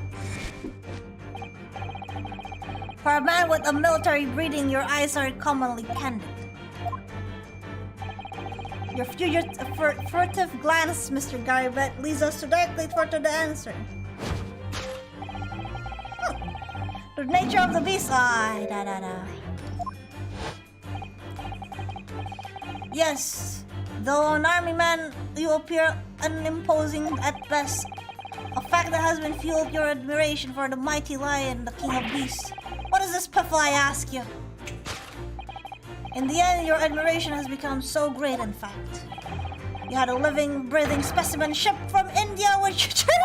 What is going on? Oh!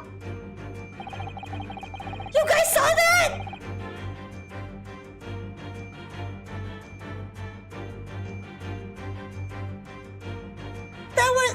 There was a big slap mark on his face. That's why he didn't show us his other side. He was slapped. He was slapped right there. I saw it. Yet living with such a wild beast proved more difficult than you imagined. The chilling traits of wild rampage are still very much in evidence. Yeah, what was that? Oh. Well. Yet as we look around, the beast in question fails to present itself. Where could this angry creature disappear to? She is the angry beast!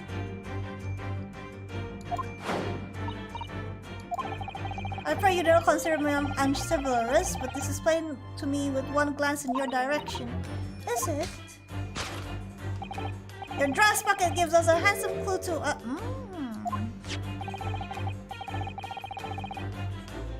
For protruding, it is a handbill. Whoa, okay. Well, lion and cats are felines. Well, is there another cat in this... in this case, too?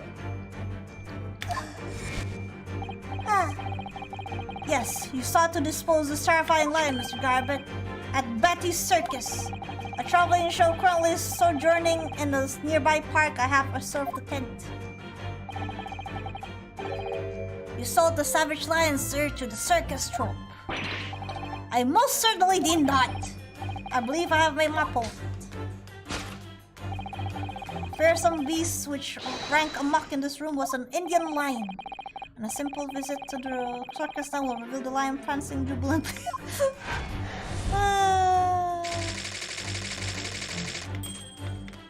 Asiatic. Alright, okay. Hell has no fury like a woman scorn. Yeah, you never seen it when, you know, ladies got mad. My mom is terrifying when she's angry. No, Mr. Gardep. It's plainly clear that you still have some deep feelings about the formidable beast.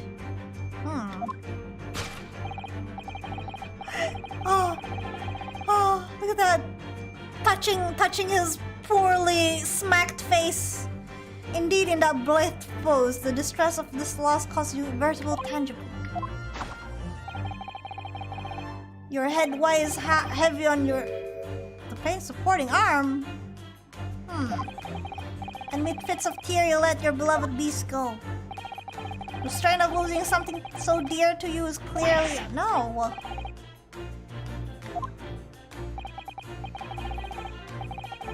But we must know.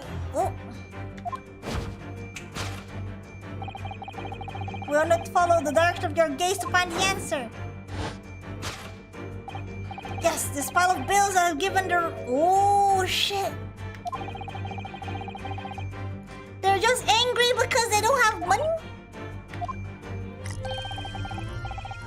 A parcel of meat, potatoes, sweet, and tea. Indeed, feeding your beloved has had a devastating impact on the financial circumstances of your household. So you have no choice but to let it go. Yes, well. Now, in final fit of rage, the ferocious beast carried out the one last imaginable attack. Unimaginable. Aftermath of which it can be clear. Is that a lover's dispute? They're angry of the sizable amount of stuff, and they're angry near there, and then I don't know. A very expensive woolen carpet. Yeah, it's all what you call that? Burnt. Oh dear me. What could possibly cause such destructive outbursts? You did! Your wondering eyes settled. To explain the dire side of the carpet, we only need to look at the Tower of Cakes. There's no creature more dangerous in this earth than a beast of unsatiated appetite. Or was it not? Oh my gosh. What is the heart of all tragedy? In fact, this doesn't make sense. What do you mean? Having tired of taste of cakes, the beast began to stalk its next prey. I'm sure I need not spell out the nature of this final act of destruction carried out by the beast. There's only one logical conclusion. Worked into a frenzy by hunger, the lion attacked and ate the cat.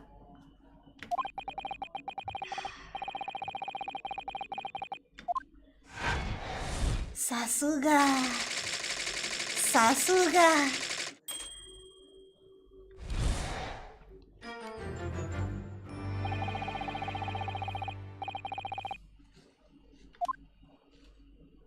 Alright, let's do this.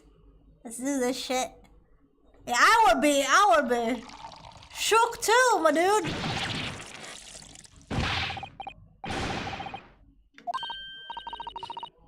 I'm afraid I didn't notice. Oh, you noticed, alright. My deduction can be startling sharp. It stands to reason that your cup runneth over. Indeed, my revelation can make people spill tears at times too. Oh. Mr. Sholmes, sorry to butt in, but again, could I make an observation? Why, certainly, Mr. Naruhodo. Was it again? Your deduction just now. Do you really think a lion could have fit inside the room of this size? Where there's a fucking cannon! Indeed, it is only information for facts. The terrifying truth all too often lies beyond the realms of common sense. But it wouldn't be would it be an idea to consider what lies inside the realms of common sense as well? But if it's an uncaged lion running amok in this room, surely Mr. Garba and his maid would have been hurt or something worse. And that's where you were stuck. No doubt the former military man held his own against this beast using that large cannon. No! And what about the food? The meat and potatoes are one thing. But I don't believe I have ever heard of a lion that drinks tea. Ah, my dear Miss Susato, it occurs to me that with some regularity, that irrespective of race of breeding, whenever anyone lands on British soil, they're infused with a highly appropriate taste of afternoon tea. Why? How? No!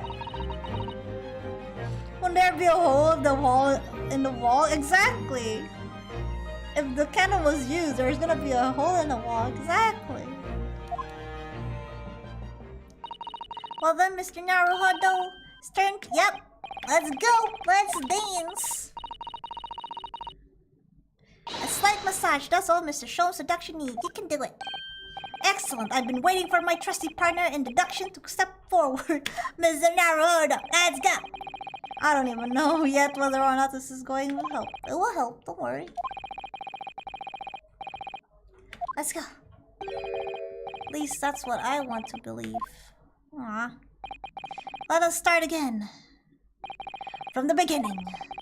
Of Herlock Sholmes' Logical and Reasoning Spectacular, featuring Ryunosuke Naruhodo. Let's go.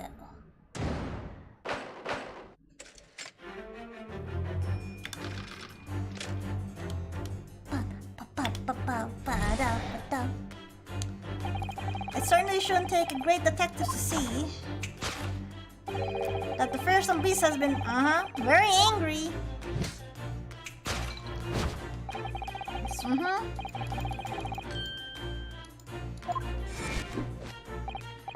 For a man, I'll see it.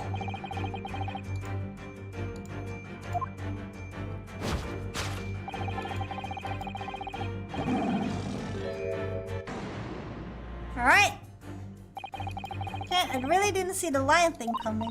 No, but if you observe Mr. Garva's reaction, it's rather seemed as though some beast did indeed run amok in this room. He has something very fierce in nature. But it couldn't have been the lion transported from India. So what is it then? Must follow it. Yes, let's go. Whoa! There it is!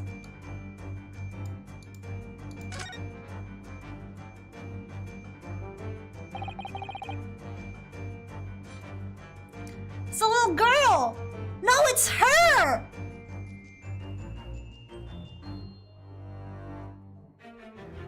This is wife! Wait, is this the witness that we're gonna talk to? The copper? And his wife? The policeman and the wife? Is this these two? Certainly! They're married! This appears to be Mr. Garba's wedding.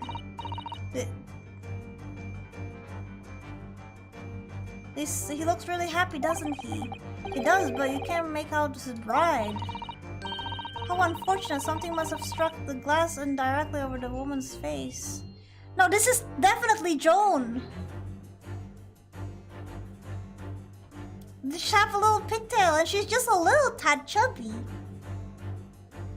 It's clearly not a healthy marriage, judging from her tea abuse, yeah.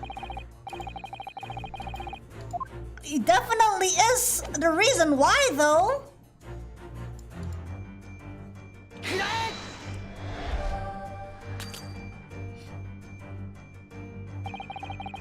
That hair, the maid? Exactly! Behind the lion statue on the mantelpiece, almost deliberately hidden from the view, is a photograph. Though I have to yet examine it in detail, I can assure you that it holds the answer. Because I'm employing an extreme advanced detection technique called jumping to conclusion, you see. What spectacular... Oh my gosh. It's wrong, but... Come on. Come on. I thought it was it! Wait.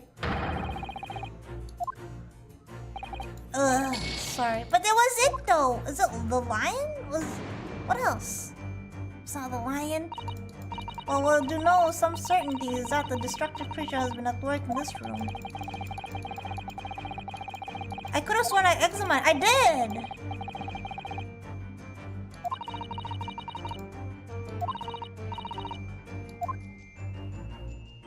I examined it. Photograph frame. Like, what else? What else could it be? Mortar shells? Why this though? No, you have no right to judge us shells, right? They're the shells for the cannon. What a strange place to keep them. Maybe we have to check everything. I don't know. Imagine they have some significance to Mr. Garber. Of course, he mentioned a battle of us, didn't he? You remember? He said that he'd been shot in the knee. Perhaps it was one of these that... bro, if this hits him, he'll literally lose a leg. He will lose a leg, buddy. Yeah, exactly. Mr. Sholmes has a Persian slipper, and this man is spent on his shells. Perhaps his customary in Britain to display, well, rubbish on the mantelpiece.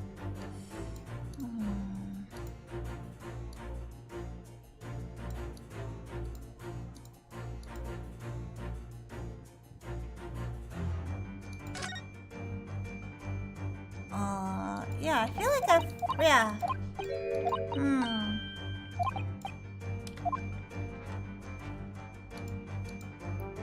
Oh, there it is! You have to present it like that. Okay. Not like the picture frame, but you have to present it this. Mighty God. Okay. That's broken. The amount of cracks could hide the woman's plump form. I think the powerful would be kinder than plump, Miss Naruhodo.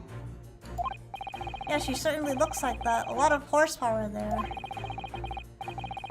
Yeah, definitely.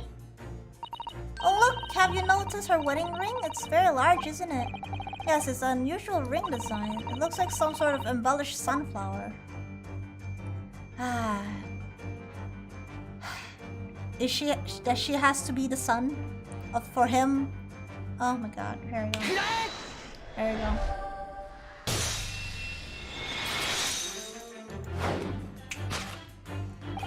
The true nature of the beast that has run rampant here is revealed by the newlywed bride.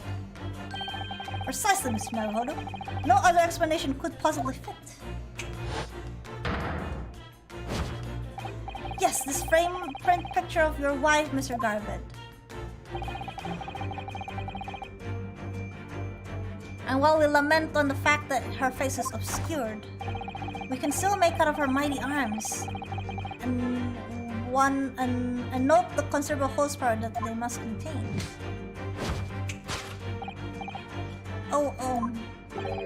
Indeed, surely any woman with such power constitution, beast, yes. Honor might be a stretching a point. Too late, the fact remains the beast which so clearly savaged this room was your wife! The chilling traces of the rampage are still very much evident. Well... Yet as we look around, the beast in question fails to present itself. Where could this angry creature have disappeared to? Madame? Me? I pray you do not consider me... It is...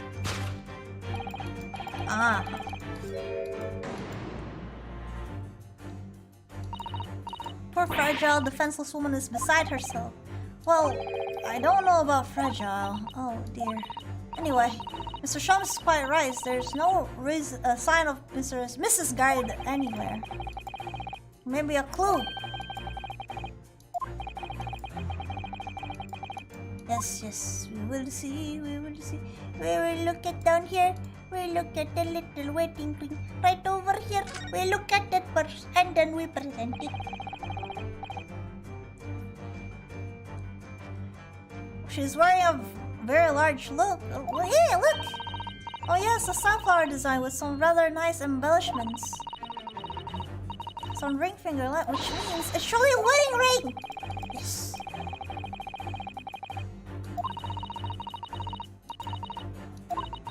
You know, Mr. Gargoyle in the photographs rings very much like this one. It's a large front sunflower design too. Yes, I mean, we just literally see it a few seconds ago. How could you forget? did you forget?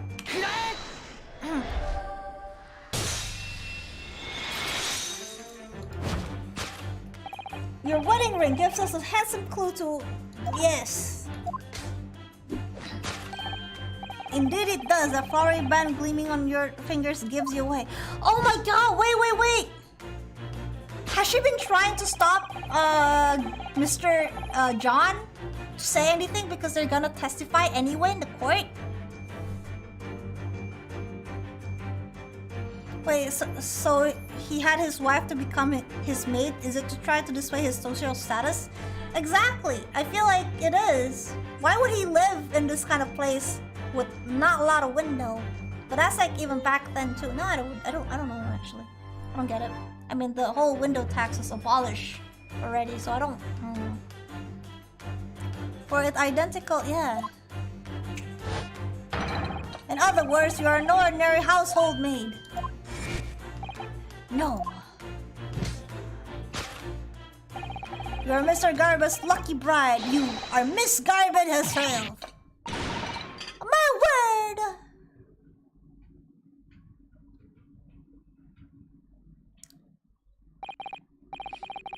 Maybe she is a maid before she married and stays as a maid out of habit. Maybe she is. Maybe she was her maid, and then the maid and master love story blooms from that.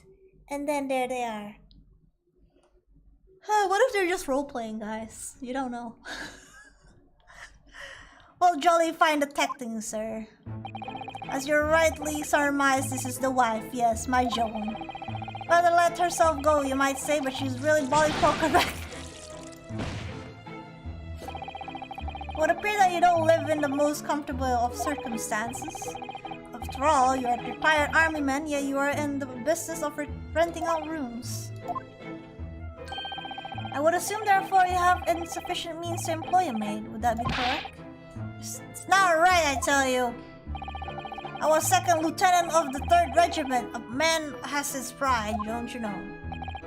By golly, it's a sorry thing when a chap can't even afford to have a single maid in his employ. Yes, here in London one is rather judged. A household cannot be considered worthy of society if it employs no staff at all. Though in my considered opinion, such concerns about appearance are folly. You mean Mr. Garbas has a wife work as a maid? Precisely, am I right, Mr. Gardeb? Only in company, obviously, but listen here. This must remain a secret. Tip-top secret, please.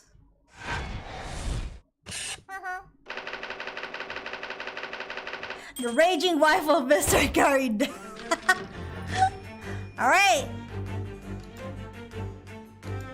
Here we go. Now, Mr. Gard. It's plainly clear that you still have deep feelings for your formidable beast. Indeed, in that bleak pose, the distrust of this last has caused you an invertibly tangible. Ah. Your head weighs and your shoulder in pain. No. Not supporting arm. No. Mr. Sholmes is quite something. Still calling Mr. Gardeb's wife a beast. Yes, as a woman that's rather uncomfortable. But Mrs. Garb is standing beside her husband as we speak. In other words, he hasn't lost his beloved at all, has he? Oh, how true! Perhaps the supporting arm seems to be propping his head up. Has something more significance then.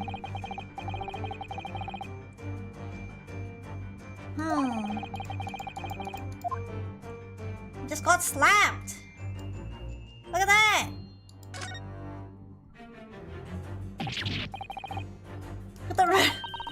That's quite something!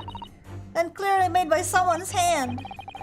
Mr. Garba has been slapped on his face, it seems. Yeah! Would have been such... the beast.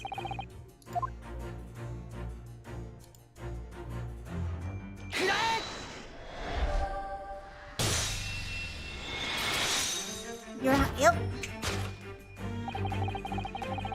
Your head weighs heavy on your shoulders, the pain you feel being revealed by the slap cheeks. Of course, the of the impressive mark on the cheeks refused to take them. Was the beast? Was you, Madame John Garibeb? Well, yes. You have been desperate to hide the stab mark on your cheeks, sir. Ah.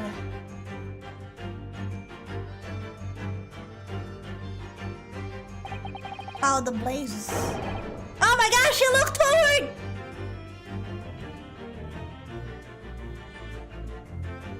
So that's why the moon never revealed the other side. It's been spanked. It's been smacked by the sun. You skipped the notice of one trained of the art of observation, my dear fellow. But that's why you haven't looked directly at us even once. To keep your other side from view. Well, Now, let us proceed to the next conundrum. Why were you subjected to a violent slap? In other words, we must ask ourselves what caused Madame Garbet to fly into a rage. And we need to only follow direction at your gaze to find the answer. Yes, this pile of bills. Not that, apparently. Then Mr. Sholmes said the bills were for lion fodder? Yes, but now we have established that the lion never existed, which can only mean that the thing responsible for the gobbling up of... Yep. She's not a person! She's a person, not a thing! She's also a person who gave her husband a mighty slap around the face. So, one so hard that it left like a perfect man, yeah. A can mark. Why would a woman want to hit her husband with such a force, I wonder? We'll have to know the answer. What if she's angry that she has to eat all the leftovers and now she's a little bit chubby?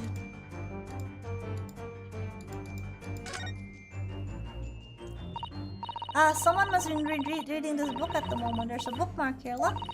Mr. Garlo's clear his habit. Wait a minute. I don't think this is a bookmark. Oh no, it isn't. It's a note written by a woman's hand. Oh, James, I love you. Yours, Mary. And look at this signature here. Lip mark, filled with lipsticks.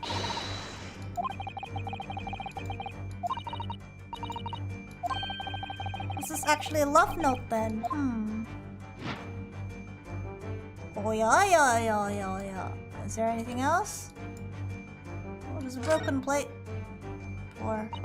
Oh dear, this plate has been smashed into the... And nobody seems inclined to study up the mess. Perhaps it's a something...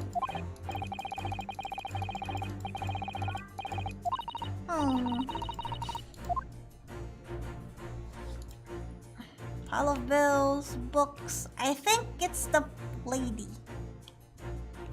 Let me just... Maybe it is the lady. Sakura is being used as the bookmark. It's actually a love note. Yes, reading it. Oh, James, I love you. Yours, Mary. But Mrs. Garber's first name is Shown, isn't it? Yeah, I believe we may be heading into a dangerous territory here.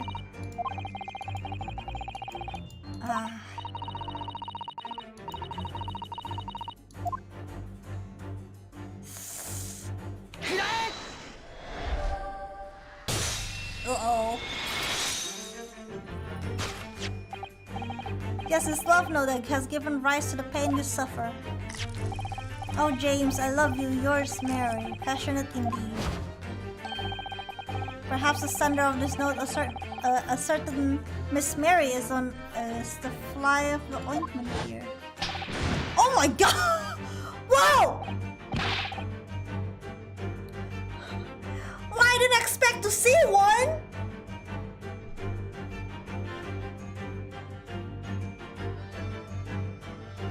But I don't know the Bali woman. You don't know her? That note wasn't written to me. It was just a book. I don't know where it got there. It was just in there, you say?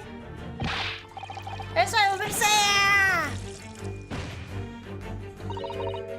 Likely story. Now listen, Joe, an old thing I explain all the time. But the book from secondhand place, the note's already there. So the previous owner of the book was using the note. Oh gosh. I know, right? He's been abused!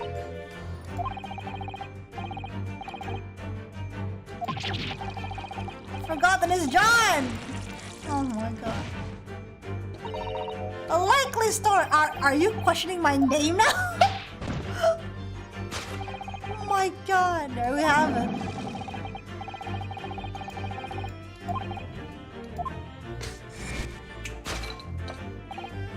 Now in the final fit of rage, the ferocious beast carried out one last and unimaginable attack.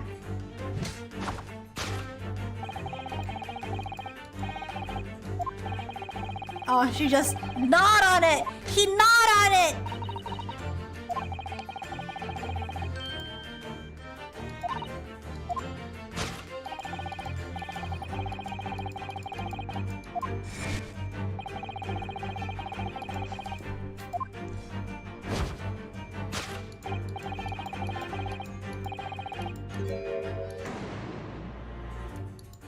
Not that one, man. No. But there's something about that the state of disarray in this room is in this room. Yeah. Man, if we're gonna have to question her in court, doesn't sound really fun. Alright, let's see what we can see. Alright.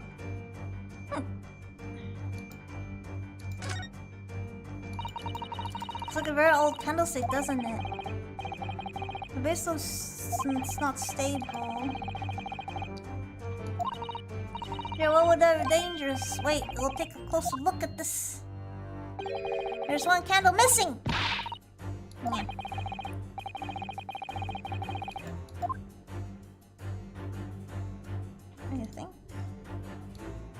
I think it's... There it is. Yes, to explain the dire side of the carpet, we need only to look at the candlestick. Most illuminating, my dear fellow. Of course, the only possible way to get way out of this logical labyrinth. Yes, the remnants of a ferocious attack in which the carpet was devoured are clearly visible. Indeed they are. The scorch marks of the edge clearly give away the truth.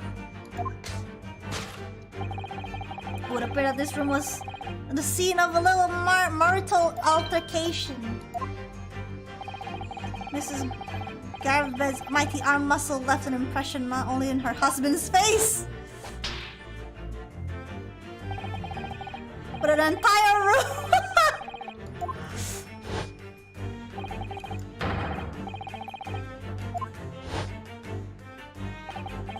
Is for the most ferocious beast in the world is neither a violent lion or a vengeful woman, but fire.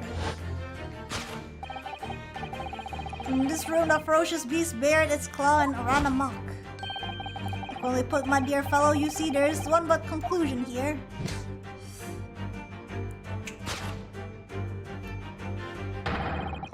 After sparks of metal to discord flew, this room was the scene of a fire.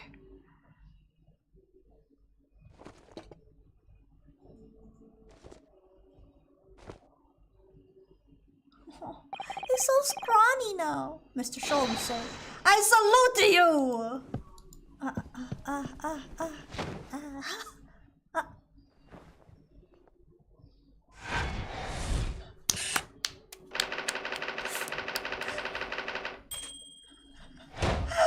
My god. That one powerful lady.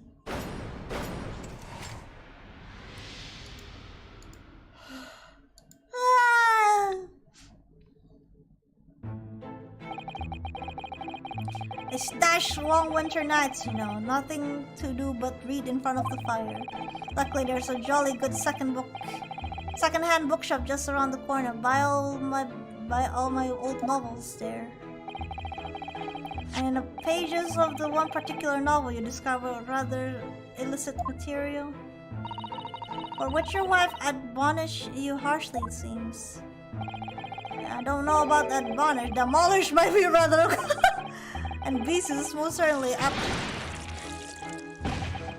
Here we go again. The carpet? Well, what was that destroyed by a fire? Afraid to say it was. Happened in a blink of an eye, you know. The whole place filled with smoke, couldn't see a bally thing. was caught between an old stick and rage and the raging flames. Paint a torrid picture, sir. One that could have been most entertaining. Ah, that's sympathy for you. Didn't take long for the fire to spread, of course. The volley furniture started going up as well. Tried to hide these mess behind the screen for time being. Ah. Over there, Mr. Garbett, you have nothing more to hide now. Allow me. Oh, we can see it now! Oh my god! Had all my favorite old novels in that case, but as soon as the fire got hold of them, that was it. Whoosh! Up in smoke. Oh, I love this guy! Here we go. Oshi coming with, oh! A bullshit couple. I love them. Look at this too. And the wife started hurling things at me. Oh my god, Oshi. What a terrible sight it must have been. There I was, backed up against the window under heavy enemy fire. Incendiary books incoming 10 to dozens. Worst of it, I lost my favorite quote called The Lion's Pride. The Lion's Pride. Ah, yes, your notorious love of big cats coming through again. I assure you the title didn't influence my choice in sex. So the poor man really did lose something dear to him as a result of the ferocious beast. You're kinda cute, okay? You'll see. Well, I'll see right now. Fucking John? Very sussy.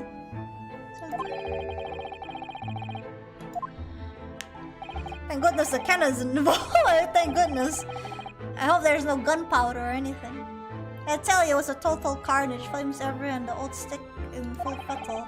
Of interest, what time of day was that? I'm not sure if I can remember. It was 2 days ago now. Let's see, around 5. So exactly the same time as a terrifying incident was unfolding outside your window on the street below. Even more terrifying on the inside, I can show. The whole plane could have been flattened outside my window at a moment. The only explosive thing here is a waff, I know, right? And I wouldn't have noticed a dash thing. So they're not the witness, maybe. Oh, maybe they are the witness. They are the witness. Mr. Sholmes? Yes, Mr. Naruhodo, what I can do for you? Well, I think we've got to the bottom of the Mr. Gaidab's situation now, but what does it have to do with Mr. Natsume's circumstances? I can't help you there, I'm afraid. What? My dear fellow, if you recall, I did say much from the onset. I warned you that although I knew the retired army man would be hiding something, I could not be sure whether his secret would prove to be relevant or not. I just knew you were going to say that. No, it isn't relevance. It is. It is. I love it when she slaps her cheeks on her. Yeah, it's so cute. It's so puffy. I want to look lightly tap it too. Now, Mr. Naruhodo, you mustn't lose heart. Bear in mind that all things fall into one of only 2 categories. Those relevant to the case and those not. That makes no sense to me. Well, no matter. It is far greater importance that you make up your mind now. Sorry? Visiting hours of the prison will soon be over. Oh no! Is it time already? If we're to accept Mr. Natsume's case, we have the official paperwork to attend to. So that's it. No more time to think. Perhaps you would like to take yourself to bidding as farewell now. I must prepare your supper for Mr. Garbett. Oh yeah, sorry. We go now. Bye-bye. Bye-bye. Thank you both. Soseki-san will be waiting for us. Let's go. Have you seen? Yep, I have. I have seen him. Ah, did I went to Briar Road and not the prison? Am I dumb? It's time. Oh, we have to hurry back to the prison. Yes, I know. Let's hail the car. Oh. What's the matter? Looks like something's going on over there in front of the guy's house. Hmm? The fuck is this guy?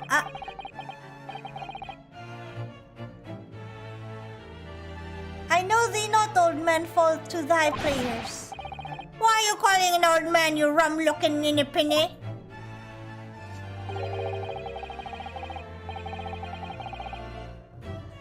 There are more things in heaven and earth, Horatio, than there are Why the Horatio fella, eh? What are you on about? Hey, Popeye? What the fuck's going on?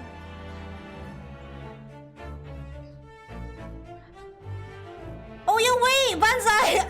Alex has the same profile picture as that guy! Excuse me? Well, I wanted to go to prison so I could wrap up the stream! Yeah, what are you? Who are you now? Sorry, it's just like there's something might be a problem here, and my associate here is a lawyer, you see? A lawyer? What? I'm his assistant, so I'll be happy to help. Yes. Fine, I'll be on my way for today, but you mark my words. This ain't over yet. Get the under. Do I look like Blue that for you?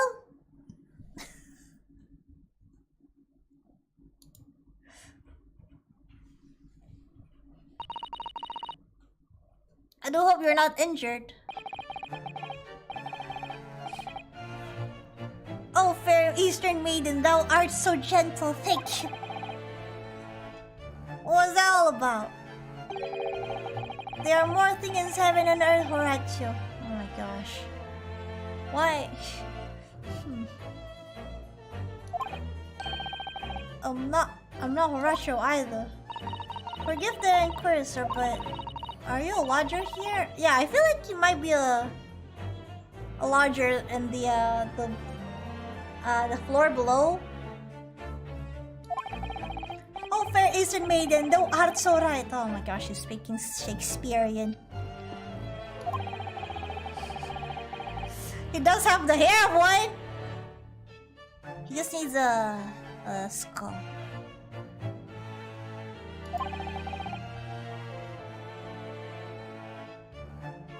This must be the man. You happen to know the other lodger who lives on the first floor? Ah, yes, gentle name named Nasume. Looks like Popeye. Yeah, that guy, the other guy looks like Popeye, isn't it? Oh, more worthy Paul missed in my battle of words near could there be. Fancy clothes, shabbing, living space? I know, right? Sorry, battle, you say? Who is the stronger, Hamlet or Mr. Nasume and I sparred long into the night. I see. I don't fully understand, but it seems Mr. Natsume and this gentleman are acquaintance at least. Yeah, they're both literature guys. That's why. So fair man and so good gentleman, I can tarry here no longer. Fare thee well. Oh, there he goes. I don't really understand him, but I think he returned to his room. He seems so unaware of what happens to Mr. Natsume, so I can't really help us. So Saki-san and that man is lodgers. Mr. Guybat house is certainly full of eccentrics. Anyway, I'll go find a carriage. Yeah, let's go.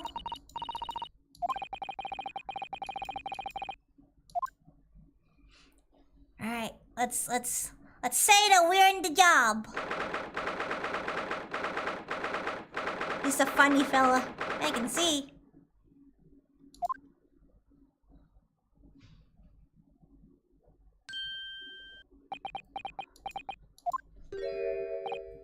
Oh, it's you! You're here! You came! Welcome to the Mr. Norohoro Squad. Can't believe you came back. I'm so touched. We're so sorry to have to keep you waiting, Mr. Natsume. No, think of it. Relax. Say nothing. If I were a cat, I would put it with pleasant at the company of a fine compatriots. Noble, nurturing, never falling, Nipponese! Failing, sorry. Oh no, let's not get carried away. Oh, I quite agree. There's nothing more reassuring than a familiarity of one's native. On the other hand... Hey, what are you doing here? It is through friendship that transcending international borders that one truly appreciates the fact. Such is my belief, at least. He's been following us? Guys, can you imagine? Can you imagine? We went to call a carriage. We went inside. When we were about to go, suddenly Holmes be like, "Oh, jumped onto the carriage in the back without us noticing. That's why he's here right now. He got a free commute. Poor Soseki. He looks adorable. The miserable rotten spy, Sherlock Sholmes. Mr. Sholmes, what are you doing here? I have no intention of doing anything per se, save observing, of course. Whatever do you mean, Mr. Sholmes? Well, having encountered some curious reading materials in that gloomful room, and having unmasked the secret identity of that eccentric pair, I decided I should drop in my way home to see how our vested friend is faring. Gloomful room? Unless your accommodation here offers a window, my dear fellow. In that case, it is a superior option. Anyway, I must commend you on your taste in books. My day has been delight. And cost me not a penny. How dare you! Sherlock Sholmes! Oh. I've had it. I'm through. I'm at the end of my rope. I should never have come to Great Britain. It was a terrible mistake. Haunted by spirit in those accursed lodgings. No doubt my luck will be cursed in tomorrow's... My whole life has been be damned. Well, thank you, Mr. Naruhodo. He mentioned that once before, didn't he? That his lodging were cursed, I mean. And there is much truth in Mr. Mustache's word. What? The curse is a wholly appropriate description, I would say. For the man's lodging, and indeed for tomorrow's trial. What is that supposed to mean? Oh gosh. Alright, let's get this over with! Mr. Natsume, you did what do you mean by what you just said now? The trial tomorrow being cursed? Oh no, why are you looking at me so brave? You're making me more nervous. I was just getting carried away, that's all. I didn't mean anything by it. Oh, I see. You don't mean the trial's cursed somehow? Are you referring to the prosecutor? The Reaper of the Bailey? The Reaper? Oh no, what do you mean? Please tell me! Summarize it succinctly in 16 salient words. No defendant has ever survived a trial in which the Reaper stands for the prosecution, ever. Oh my goodness, can it really be true? That was a 16 word exactly.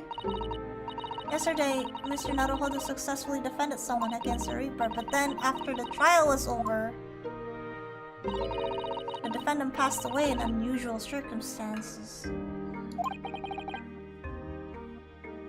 Mr. McGill, What? I'm impressed, Mr. Sato. You have an eye for detail. Actually, the Lord Chief Justice told us. Mr. Sholmes, surely it can't be that having failed to have accused convicted. Lord Van Zyk killed the man himself. Oh no, you couldn't have, surely. You have wonderful notions. Sorry? The man isn't a mass murderer. He's a court prosecutor, my dear fellow. Oh yes, of course he is. Then why are you trying to scare me? I mean, yeah, the cell looks a lot better than his place. Yeah, it looks like very fresh, you know? Circulation. The really truth is about the man is even more terrifying than your hypothesis. What on earth do you mean by that? Oh my gosh, okay.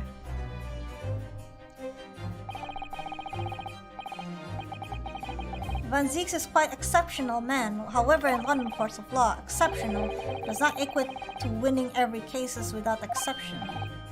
And that's good. It looks like he's going to cry tears of joy. As you are no doubt aware, in British criminal trial there is both judge and a jury. The judge officiates based on the letter of the law, whilst the jury prefers public opinion and common sense. It's an excellent system whereby the defendant's guilty is considered from several points of view. However, public opinion in particular is somewhat easily manipulated. Right. Criminals and corrupt lawyers, for that matters, can use it to their advantage by means of their disposal, contriving evidence and calling imposters as witness and so on. So that's what he's been doing. McGilded, I mean. By such underhand means, those who would want to are able to sway the jury, which means that even in light of the irrefutable evidence, the prosecution can fail. But that means the wrong verdict can be passed. And sadly, from time to time, my dear madam, it is simply the reality of the situation. And that's alright. However, those indicted by Lord Van Zieks cannot escape justice. Their fate is sealed. Oh my. Though the adjudication may see them leave the courtroom with their freedom. Oh my gosh, these words, I swear to God. Within months, they all disappear. It is most striking. Disappear? But how? By all manner of means, misfortune, sir. Perhaps they are trampled under the passing carriage. Perhaps they fall into the Thames and drown. Perhaps they are suddenly overcome by raging fever. Or perhaps attacked by highwaymen. Oh no. An example of the reality of events here in London, I'm afraid, Mr. Naruhodo. So I was right. Even if we win the case, even if Van Zieks loses, the defendant still died. I knew it. I am a dead doo-doo done for doom. A dead doo-doo dead for doom. Dumb doo-doo dead for doom. That's funny. That's great. When you said accursed lodgings before, you were referring to your room, Mr. Gar, and do you mean that you believe the place is cursed? It's been a year now since I came into Great Britain, but I only been in London a week before I started to notice strange feelings in myself. And that didn't took long then. Everywhere I looked, there were foreign faces staring at me, laughing behind my back.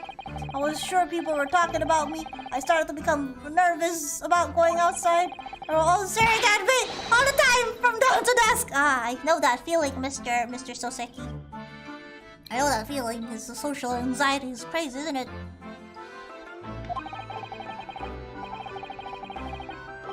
So I shut myself away in my room, but even that didn't help. The fear wouldn't go away. You must have been really lonely having been away from your homeland for such a long time. Had to move a number of times, most recently to that room on Briar Road a week ago now. Yes, why did you choose there? It seems a little inconvenient. The rent is cheap, so I have so little money. It appealed to me straight away.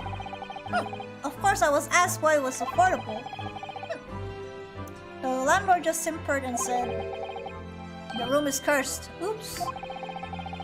And he tried to cover his mistake, but it was too late, so I told him, "If you have something to say, then say it, but if not, don't mention it in the first place." How well said. But it was true. It was true. You mean, the room is really cursed then? Ever since I moved into that windowless hellhole, my sleep has been plagued with nightmares. I wake feeling as though I'm being choked to death. And my waking hours, people are stabbed in front of me. Oh no! I'm Brenda the killer, thrown into prison. Nobody wants to know me. I'm surrounded by scary, sinister spirits. Oh my god. If only there was someone, just one person on my side. I can be one. Can no one find it in his or her heart to believe in me? Really, no one? To believe, yes, to believe. To believe. Here we go! Mr. Sholmes? Me, Mr. Naruhodo, pray. What can I do for you? It's about the case on the SS Buria, if you recall. Buria, the Buria. Ah, that case. The one with the snake? Well, yes. At that time I was the suspect, but you believed in me and listened to my side of the story. And you helped us to investigate. Did I? Interesting. What I want to know is why? Why did you believe me? I see. Yes, you mean... because you were a grimly dressed, shady Eastern fellow found in the victim... Well, if you like, yes. Why is the sick the only thing he remembers? Because it's, you know, makes him cool. It's... I feel like the whole story that Iris writes, it's how Sholmes want it to be. Like, all the story to be. I swear in this one, he's gonna say, oh, that ferocious beast. The lion, isn't it? The lion. I'm a little surprised that the answer requires explanation, my dear fellow. It's quite simple, really. You said I didn't do it. But I couldn't have been lying. Surely you have had your doubts. You must have suspect me a little bit. I think perhaps you have misunderstood. I neither recall believing in you or in that which you were telling me. What? You see, the only thing I believe in is my great deduction! Are those who I choose to believe in. What? What do you mean by that, Mr. Sholmes? I'm making my own mind about what is to believe and what is not. If I should like to believe in something, I do. The circumstances can hang as far as I'm concerned. But I could have betrayed your trust. Blah. In that case, I should have made an elementary error in judgment, nothing more. Betrayal of trust is an overused excuse in my opinion. Meaning? Whether or not one should trust another is in the final analysis down to oneself. It's a matter of whether or not one can trust oneself. Yes, he's right. He's right. Locum student is another square. Whether or not I can believe myself.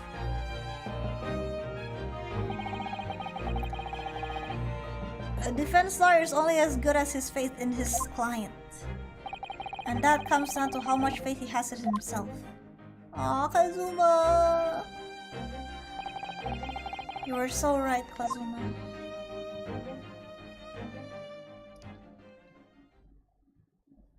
Here we go. We're taking it. Well, my dear fellows, it is time we were living, I believe. Already?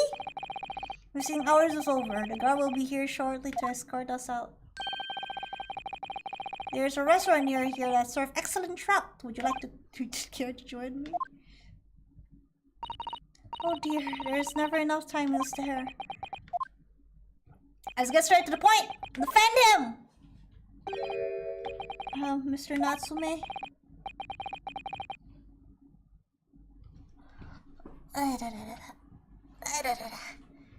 If you like, in the trial tomorrow, I'll be happy to represent you.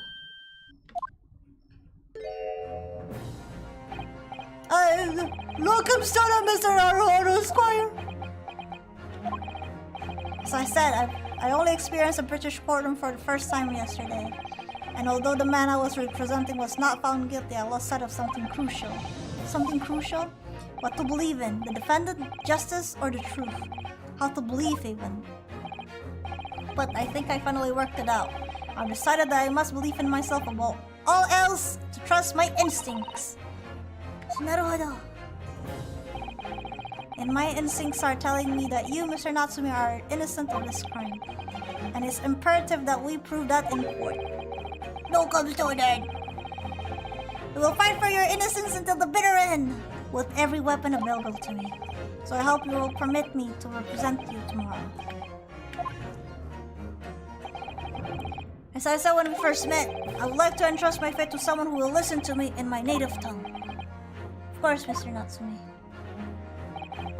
It would be fair to say, Mr. Naruhodo, that your mind was in many ways made up for the outset. You merely needed the events of today to be fully realized. Aw, you're right about that. It's been a roundabout journey, but I got there in the end. Indeed. Miss Susato, yes. Oh, would you be willing to stand by my side tomorrow and help me in court? You needn't to ask me. As I said tomorrow, you may consider me your personal judicial assistant.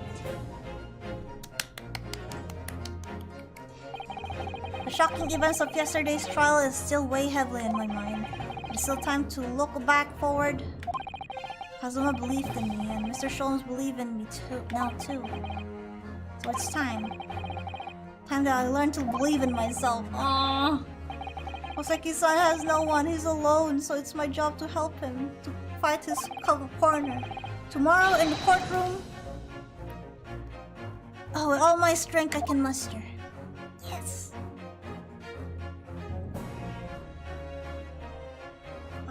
Here we go.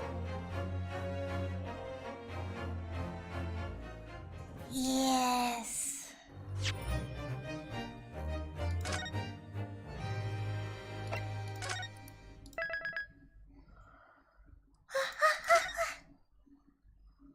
All right.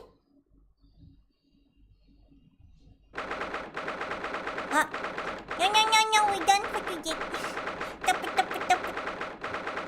Mickey. It's like, what is it? Back to title. There you go. It's okay. I don't think we need to. All right. Whoa! That's the prison. Well, that's it for today's case.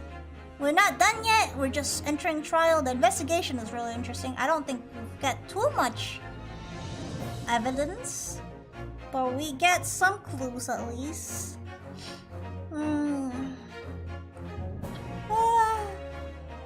I wonder if we're gonna get like any connection to the last case, because that seems pretty interesting. Or maybe not. Or maybe after this case there's something about the victim, the defendant too. Who knows, honestly. And yeah, well that's it for me today. Ochukoka guys, thank you for coming. Time for me to rest up a little bit. See you guys. Bye.